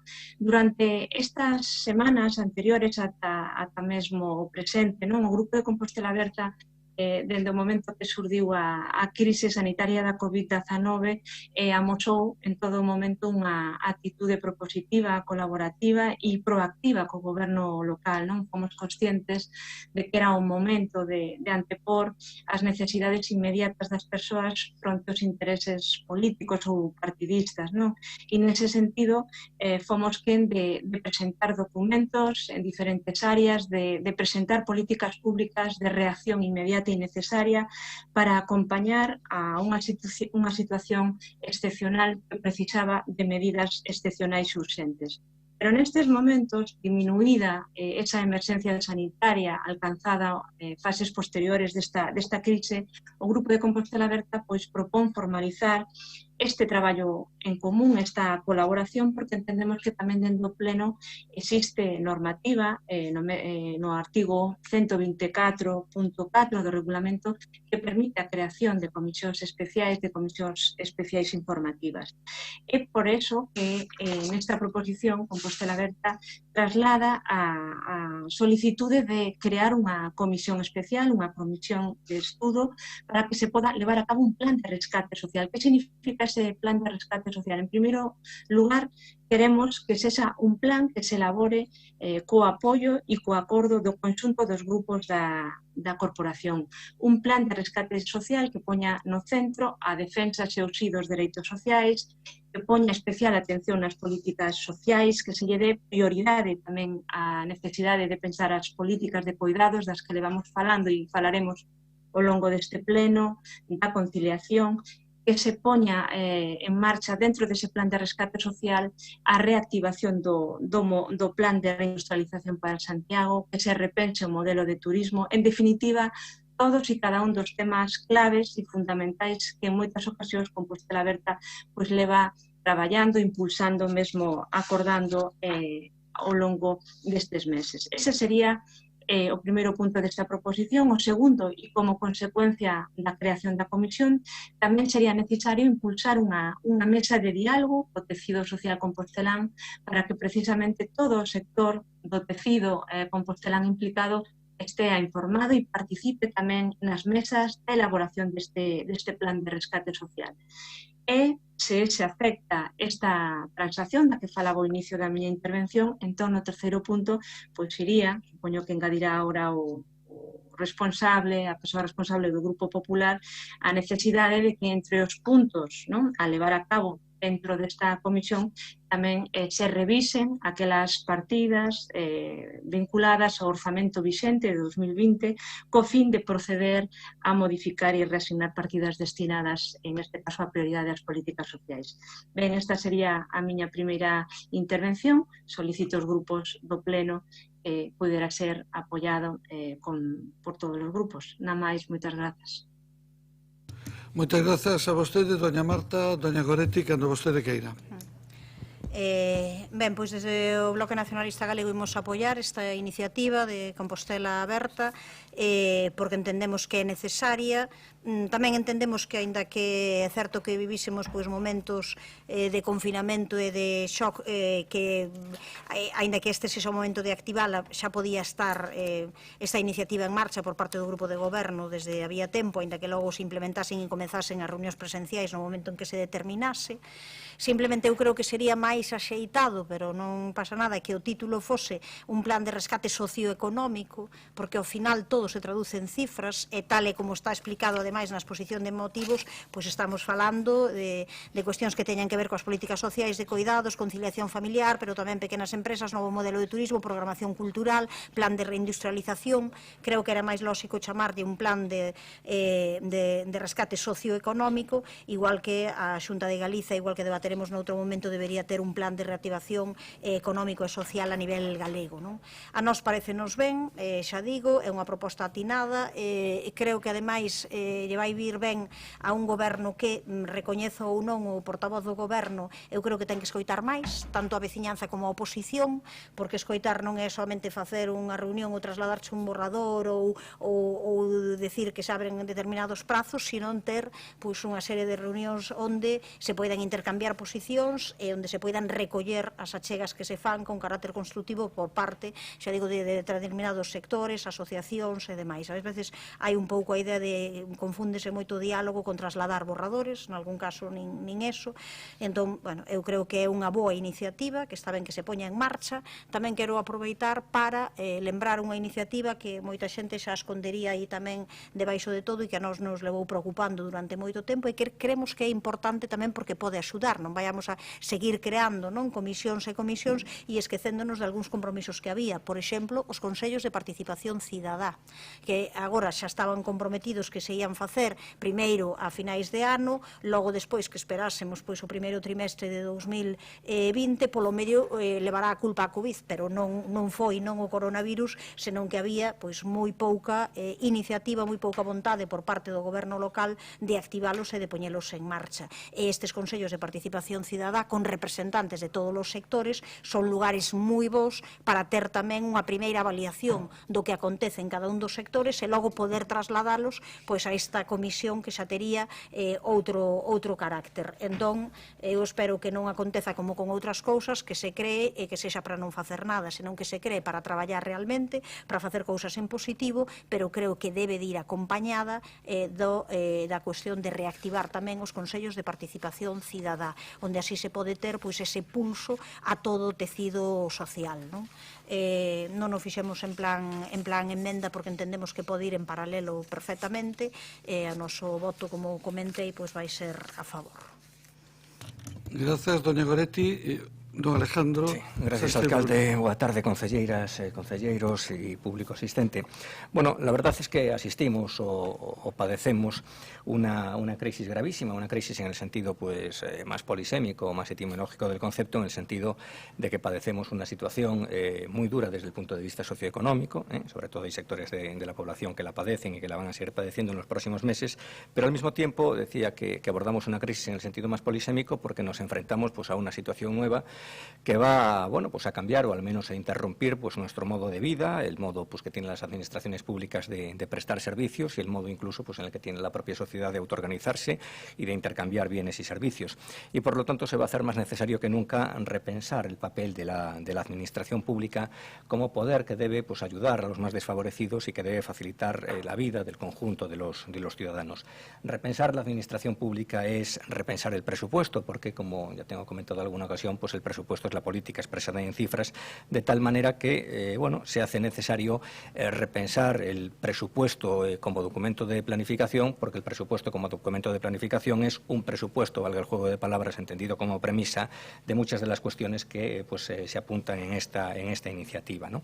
Y de ahí nuestra enmienda, en el sentido de que entendemos que esta comisión que se cree debe incorporar como trabajo prioritario la reconsideración del presupuesto elaborado a principios de este año. Nosotros entendemos, y vuelvo a insistir en ello, que existe casi una obligación moral de reconsiderar el presupuesto porque muchos de los gastos que se preveían han sobrevenido ya innecesarios o de menor necesidad que otros gastos que ya sobrevienen como absolutamente prioritarios. En segundo lugar, porque ya a estas alturas del año hay partidas que debido a la paralización casi de la administración pública y a la paralización de la vida socioeconómica, al final ya se van a revelar inejecutables. Y en tercer lugar, porque había en el presupuesto, y se ha vuelto a demostrar hoy en el expediente modificativo de crédito de las ayudas de hostelería, había partidas que eran opacas o eran partidas comodín que no había ninguna necesidad de mantenerlas y eran susceptibles de ser dedicadas a otro tipo de funciones. Y hay también una obligación moral de reconsiderar el presupuesto desde el punto de vista también de lo que son los ingresos. No hablo de la revaluación del cálculo de los ingresos, sino que hablo de algo a lo que también me referí en el pleno pasado, que es de la equidad fiscal, porque en esta ciudad hay sectores de población, de clases medias y de clases humildes, que al final hacen unos esfuerzos contributivos mayores que otros sectores de población más acomodados. Nosotros, la verdad, de confesarlo, valoramos en su momento la posibilidad de traer a este pleno una proposición similar o concretamente una proposición que tuviera como objeto la creación de una comisión para reevaluar el presupuesto. De hecho, lo anunciamos en los medios de comunicación. Yo creo que también de alguna manera mi compañero Moncho Quiroga lo anunció en el pleno anterior.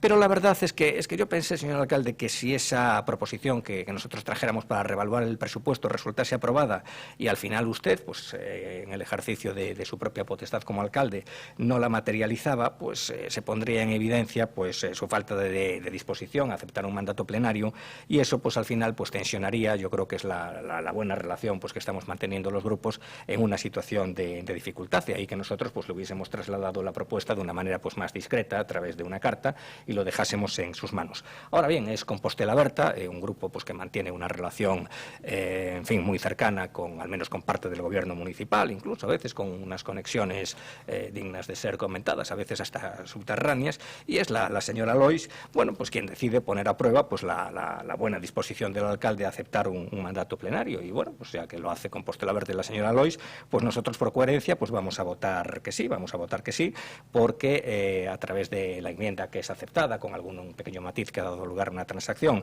incorpora esa función de la Comisión de reevaluar el presupuesto, y porque también incorpora Goretti pues el adjetivo económico. Apuntaba Goretti con buen sentido que la Comisión debería llamarse socioeconómica, porque al final lo social solo es posible si se activa la dimensión económica como un resorte de generación de riqueza, ¿no? Nosotros, bueno, esperamos que el alcalde convoque la comisión, que en principio va a salir aprobada, y esperamos que la convoque pues por dos motivos. Primero, pues por consideración hacia la voluntad del Pleno, y en segundo lugar también por justa, yo creo que por justa correspondencia pues al proceder, yo creo que de buena fe, pues que yo creo que hemos tenido los grupos de la oposición, o particularmente el Grupo Popular, el Partido Popular, durante estos meses, ¿no? Yo quiero recordar que desde el 13 de marzo pues le hemos concedido al alcalde pues yo creo que un amplio margen de confianza, que he de decir que no ha defraudado sustancialmente, ¿no? Hemos prácticamente suspendido nuestra labor de fiscalización, hemos limitado cualquier expresión pública de disconformidad, y había asuntos en los que podíamos estar disconformes, pero hemos sido sumamente moderados, y hemos traído siempre propuestas constructivas, y yo creo que en justa correspondencia pues se debería convocar la comisión. Por lo tanto, ojalá se convoque la comisión, más allá de la cordialidad que mantenemos en la Junta de Portavoces, ojalá pues podamos todos los grupos repensar la ciudad y repensar el papel de la administración pública. Nada más, muchas gracias. Moitas gracias, don Alejandro. Bueno, voulles a contestar eu. Ven unha proposta que presenta o Grupo Municipal de Compostela Aberta, como sempre, moi ben presentada por doña Marta Lois. Pero hai dous elementos, fíjese, normalmente eu non estou moi de acordo con doña Goretti, pero xe, sí, hasta dixo alguna cousa coas que eu concordo. Por exemplo, non se trata de crear comisións por comisións, sino de ser operativos. E hai que recuperar os órganos de participación estables e previstos pola corporación. No Concello de Santiago hai un órgano obligatorio, porque é obligatorio en todos os concellos do título 10, que é o Consello Económico e Social. Consello Económico e Social, que, se mal non me equivoco, a súa última reunión a tuvo en 2010 e logo non se volveu a reunir nunca máis, ni se volveu a constituir nos dous mandatos pasados. Lle falla a memoria a doña Goretti cando di que o compromiso era a final de ano ou no primeiro trimestre, nin A nin B. O compromiso era no primeiro cuatrimestre. E, desde logo, a previsión non será convocar o Consello Económico e Social no mes de abril, cousa que non se pode facer por razóns evidentes. Tamén debo dicir que, e así figura na acta da Xunta de Goberno do 4 de maio, dentro do programa de recuperación económica se plantexa a creación de un comité específico para esta cuestión no ámbito do Consello Económico e Social. Desde aí, e por certo, eu este tema o levei ao menos 2 veces á Xunta de Voceiros, e espero que todos reconocerán que foi así, se plantexaron dúas cousas: a recreación do Consello Económico e Social, a creación deste comité xustamente ou comisión para a reactivación económica, e a necesidade de contratar un equipo técnico que nos respaldara. Incluso consultei con vostedes se lles parecería oportuno que contratáramos un equipo externo ou acudíramos á Universidade de Santiago a través do IDEGA. Bueno, xa está pechado o acordo co IDEGA, que é a quen se lle vai facer o contrato para prestar esa asistencia técnica. Por lo tanto, a nosa proposta é diferente. O noso objetivo é, primeiro, constituir o Consello Económico e Social, se podemos, en este mes de xuño. Consello Económico e Social no que están todos os sindicatos, os máis representativos, no que están todas as asociacións empresariales, no que está o movimento vecinal, no que estamos todos os grupos políticos municipales, e, de feito, todos os grupos designaron xa os seus representantes para ese Consello Económico e Social, e dentro de ese Consello Social constituir un órgano, porque o Consello se reunirá trimestral ou semestralmente, constituir un órgano específico para abordar a crisis. Hai algo do que ven na proposta de Compostela Aberta que no razonamento está ben, pero nas conclusións están mal. O plan ten que ser integral, e a parte económica é fundamental. O turismo é fundamental, a economía é fundamental, a empresa é fundamental, incluso se vincula ao plan de reindustrialización, e a pata social tamén. Por lo tanto, que non ten sentido empezar a constituir en paralelo diferentes comisións.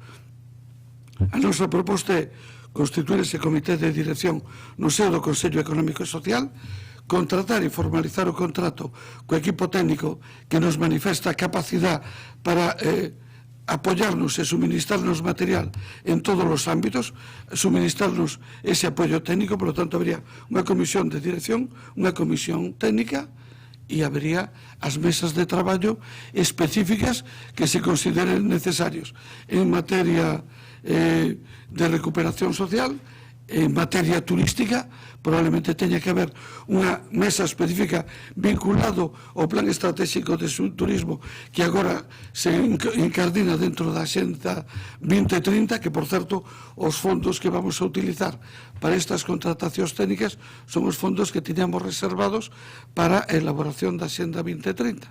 Se dixen antes desos capítulos que lle preocupaban tanto a don Alejandro, que gran parte do que iba para a festa de Conxo, que estaba previsto destinar 150.000 euros, vai para os programas de comercio, e que gran parte do que iba a ir para a Xenda 2030, que eran 100.000 euros, vai a ter que vir para este programa específico. Por tanto, nós non podemos votar favorablemente, pero o que asumimos é o compromiso de convocar o Consello Económico e Social, de propoñer a creación deste comité de dirección con participación de todos os grupos políticos e de propoñer alo menos 3 mesas: turismo, recuperación social, ou co nombre que se considere o máis axeitado, e, por suposto, coa recuperación económica ou coa denominación que se considere máis axeitada. Pero precisamente porque creemos tamén na participación social, é importante que a universidade, os sindicatos que están no Consello Económico e Social participen en este proxecto. Por lo tanto, nos absteremos. Turno de réplica, doña Marta.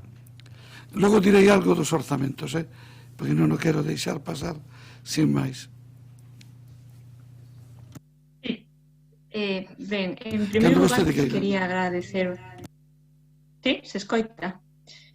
Si, decía que en primeiro lugar quería agradecer os votos positivos, o apoio do grupo do BNG e do Grupo Popular para con esta proposición de Compostela Aberta. E, efectivamente, en relación á intervención da señora Goretti, pois, efectivamente, concordo en que o carácter amplio e necesario dese plan, desa mesa, desa comisión para desenvolver o plan de rescate social, pois tamén podería levar o nome de plan de rescate socioeconómico, en tanto pois hai unha serie de debates, de políticas importantes que tamén teñen natureza económica. Creo que ese non sería o problema, é unha cuestión simplemente de ampliación do propio nome. E en relación á intervención do voceiro do Partido Popular, efectivamente agradecerlle, aínda que teño, que temos diferencias, seguramente temos diferencias no político e no ideolóxico, tanto no modelo de cidade como que son as políticas económicas e mesmo sociais, que levarían posteriormente a traducir esas necesidades orzamentarias en partidas ou en diseños diferentes. Por lo tanto, eu creo que antes de apostar única e exclusivamente por ter unha mesa na que se redefina conjuntamente o orzamento vixente, é necesario tempo de participación e tempo tamén de anticiparse aos escenarios que están vindo de maneira sucesiva en eses futuros inmediatos, tanto dende o punto de vista da crise ou da situación social como económica. E por eso a intervención do Grupo Socialista, en este caso do alcalde de Santiago de Bugallo, en canto a posibilidade de utilizar o marco do Consello Económico Social para levar a cabo isto, creo que, ten unha parte que se pode entender en canto a activación dun consello, como decía Goretti en relación aos consellos de participación, pero aquí en esta proposición, o Grupo de Compostela Aberta, queríamos darlle un rol relevante aos grupos políticos da oposición que levamos moitas semanas apoiando, avalando e construindo propositivamente tamén moitas das políticas públicas de reacción para unha situación de excepcionalidade. Por eso entendemos que non é incompatible que se active, por suposto, ese Consello Económico Social con esta comisión, non por ter máis comisión, sino por o rol necesario de protagonismo que tamén queremos ter os grupos da corporación no deseño e na decisión dun plan de rescate social ou socioeconómico. E o digo porque creo que durante estas semanas efectivamente todos os grupos fomos bastante conscientes dunha situación que exixía ser prudentes, pero estamos xa en tempo de desconto. Compostela Aberta está observando que o grupo socialista está indo máis lento que as propias fases de desescalada e que, polo tanto, é necesario que se active un espacio para acordar, para impulsar medidas a curto e medio prazo, que se monitorice tanto a situación social como económica para Compostela, que se establezcan xa previsións para axustar as decisións e que se coordine e que se exixa sempre a participación dos agentes sociais e económicos. Polo tanto, para nós, aviso tamén en este sentido, estamos en tempo de desconto. Houbo moitas semanas para reaccionar, houbo moitas necesidades, pero eu creo que agora os grupos van a exixirlle ao goberno socialista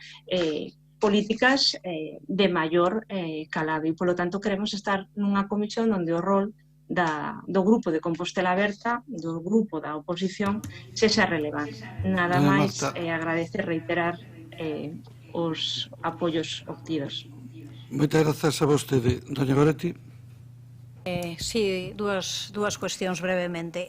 Primeiro, sí que é certo que o alcalde falou de crear na Xunta de Portavoces varias veces un comité deste tipo e que mesmo nos preguntou si como víamos cos grupos, sin os grupos ou algo así. Tamén entendo que ali que se lle deu para diante a que sí e que non chegou a proposta nunca. Ou seja, que non, que seguimos esperando. Tamén é o de sempre, atecando ou cando se ia facer. E logo, unha seguinte cuestión. Eu estando de acordo en que isto se podería vehiculizar a través do Consello Económico e Social e a través de outros organismos que existen e que non por seguir creando e reduplicando, pois vai ir mellor as cousas. Pero eu creo que hai cousas que tamén hai deberes que o grupo de goberno ten que facer. Porque eu podo esquecerme de poñer unha emenda de que iso se debería de chamar socioeconómica. Ao final é unha cuestión menor. Pero se o grupo de goberno non estaba de acordo con esta proposta e quería facelo de outra maneira, pois presenta unha emenda de sustitución, trae aquí, debatémola e témola, porque senón, ao final temos esta cuestión que nos deixa a todo o mundo con moi mal corpo e que xa foi habitual noutras épocas e que eu creo que este goberno non a debía facer nestes momentos e, sobre todo, nun momento especialmente delicado onde todos os grupos da oposición estivemos coa mellor das vontades durante todo este tempo. Entón, se se trae unha proposta e esa proposta parece que vai sair aprobada, parece que vai sair aprobada ca abstención do grupo de goberno, pero o grupo de goberno non a vai facer. Entón, claro, isto lévanos ao ridículo. Ao final, estás facendo un traballo, un tal, un non sei canto, para dicir que xa sabemos, xa nos podían decir inicialmente, cando nos reunimos a Xunta de Portavoces, isto retírenlo porque non o imos facer. E facemos ese debate na prensa, nos medios, nas asociacións de veciños ou o que sexa. Pero eu creo que non é de recibo. Non é de recibo, exactamente igual que noutras épocas, outros gobernos tamén fixeron o mesmo. É dicir, se hai unha proposta, o Partido Socialista non presenta ningunha alternativa, abstense, pero como non é a súa proposta non a vai facer efectiva. Pois a mí xa me dirán se isto é democracia. Desde logo a democracia de moi baixa calidade. Gracias, doña Goretti. Don Alejandro. Gracias, don Alejandro. Vamos a ver, porque hai un tema de... Eu creo que as formas son importantes. Por parte do goberno, este tema se levou 2 veces á Xunta de Voceiros. Por certo, e se aprobou inicialmente na Xunta de Goberno 4 de maio. A moción se presentou 18 de maio.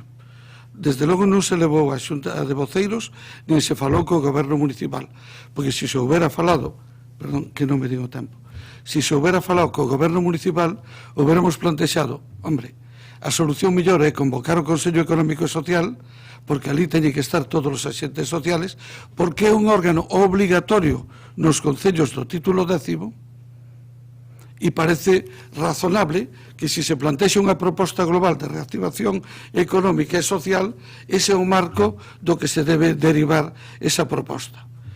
A nos ninguén nos di nada, simplemente un día por registro chega un papel e ninguén nos chama, tampouco para falar absolutamente de nada. Bueno, non me parece correcto, teño que decir, porque é unha cuestión formal, pero que me parece que as cuestións formales son importantes. Segundo, en todo este proceso, e o dixen varias veces e hoxe o reitero, o agradecimento e o reconocimento, o comportamento responsable e razonable dos grupos municipales.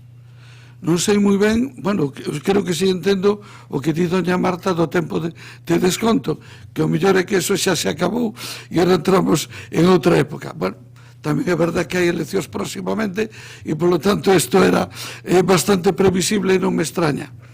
E logo hai a terceira cuestión, don Alejandro, que non quería deixar de contestar, que é o tema que fai referencia ao orzamento.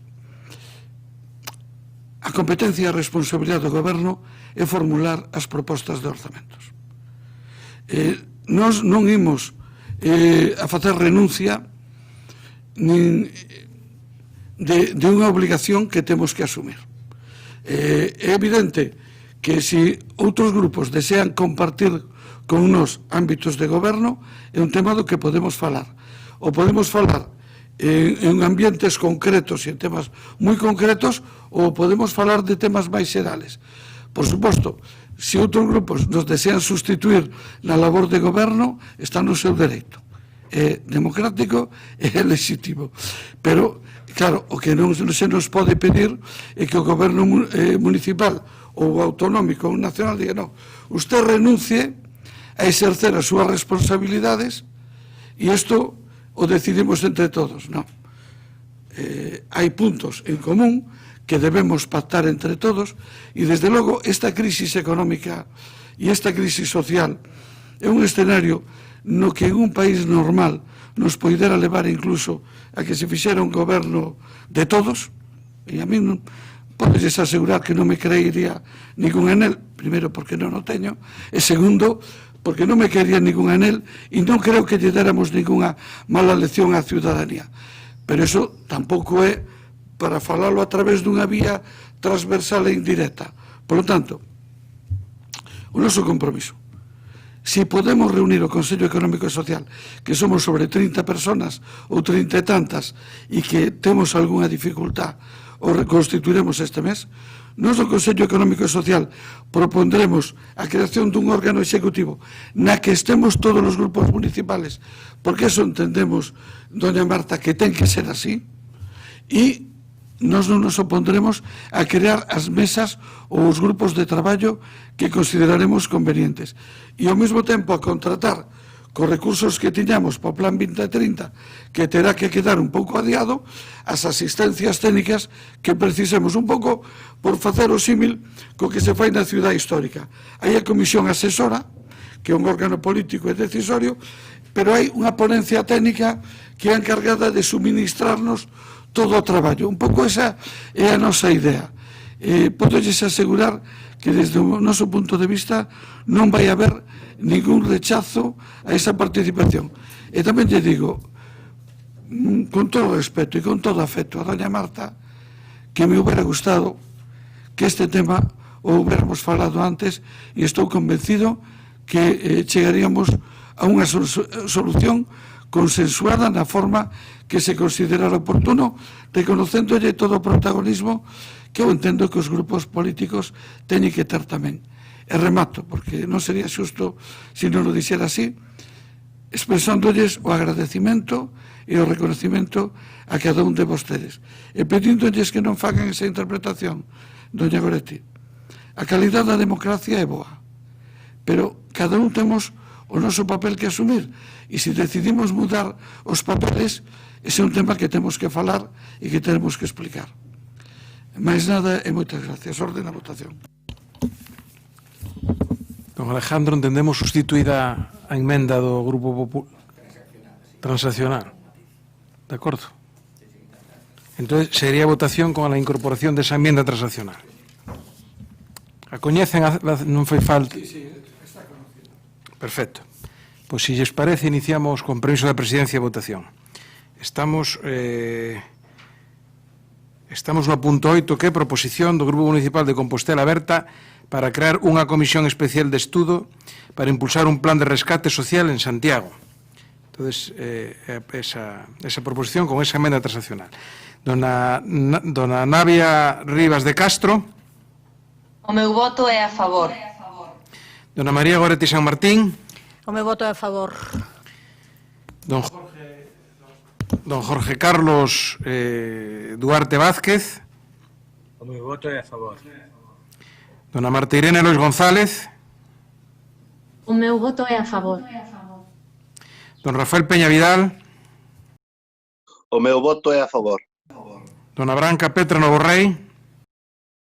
O meu voto é a favor. Don Martiño Noriega. A favor.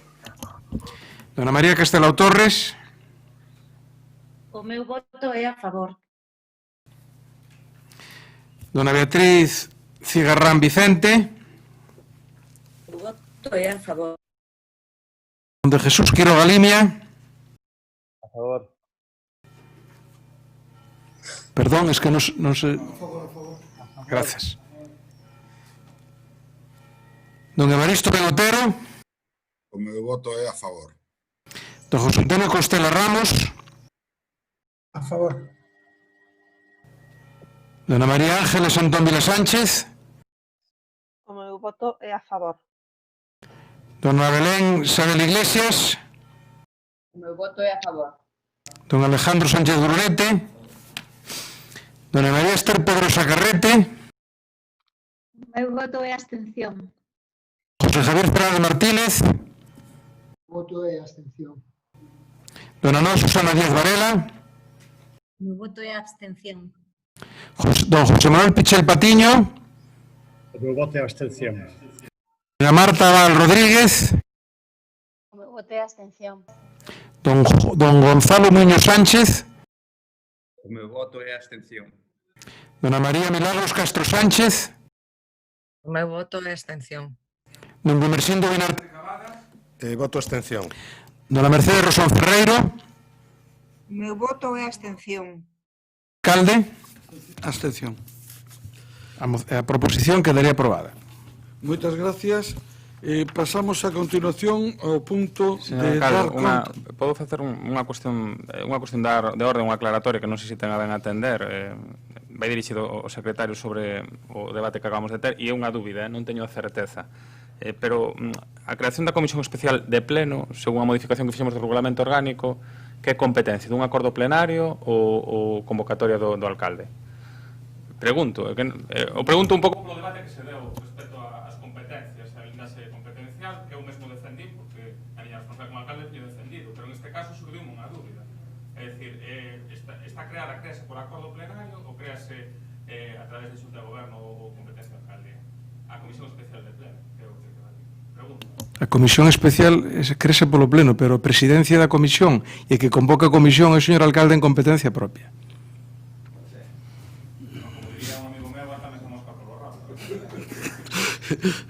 Don Martiño, no seu caso, os dous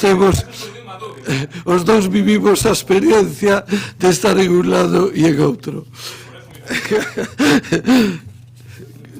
Con todo, isto non quita para que poidamos falar do tema. Eso non o quita. Se lles parece ben, temos ahora dar conta das conciliarías delegadas, das resolucións, queda dada conta.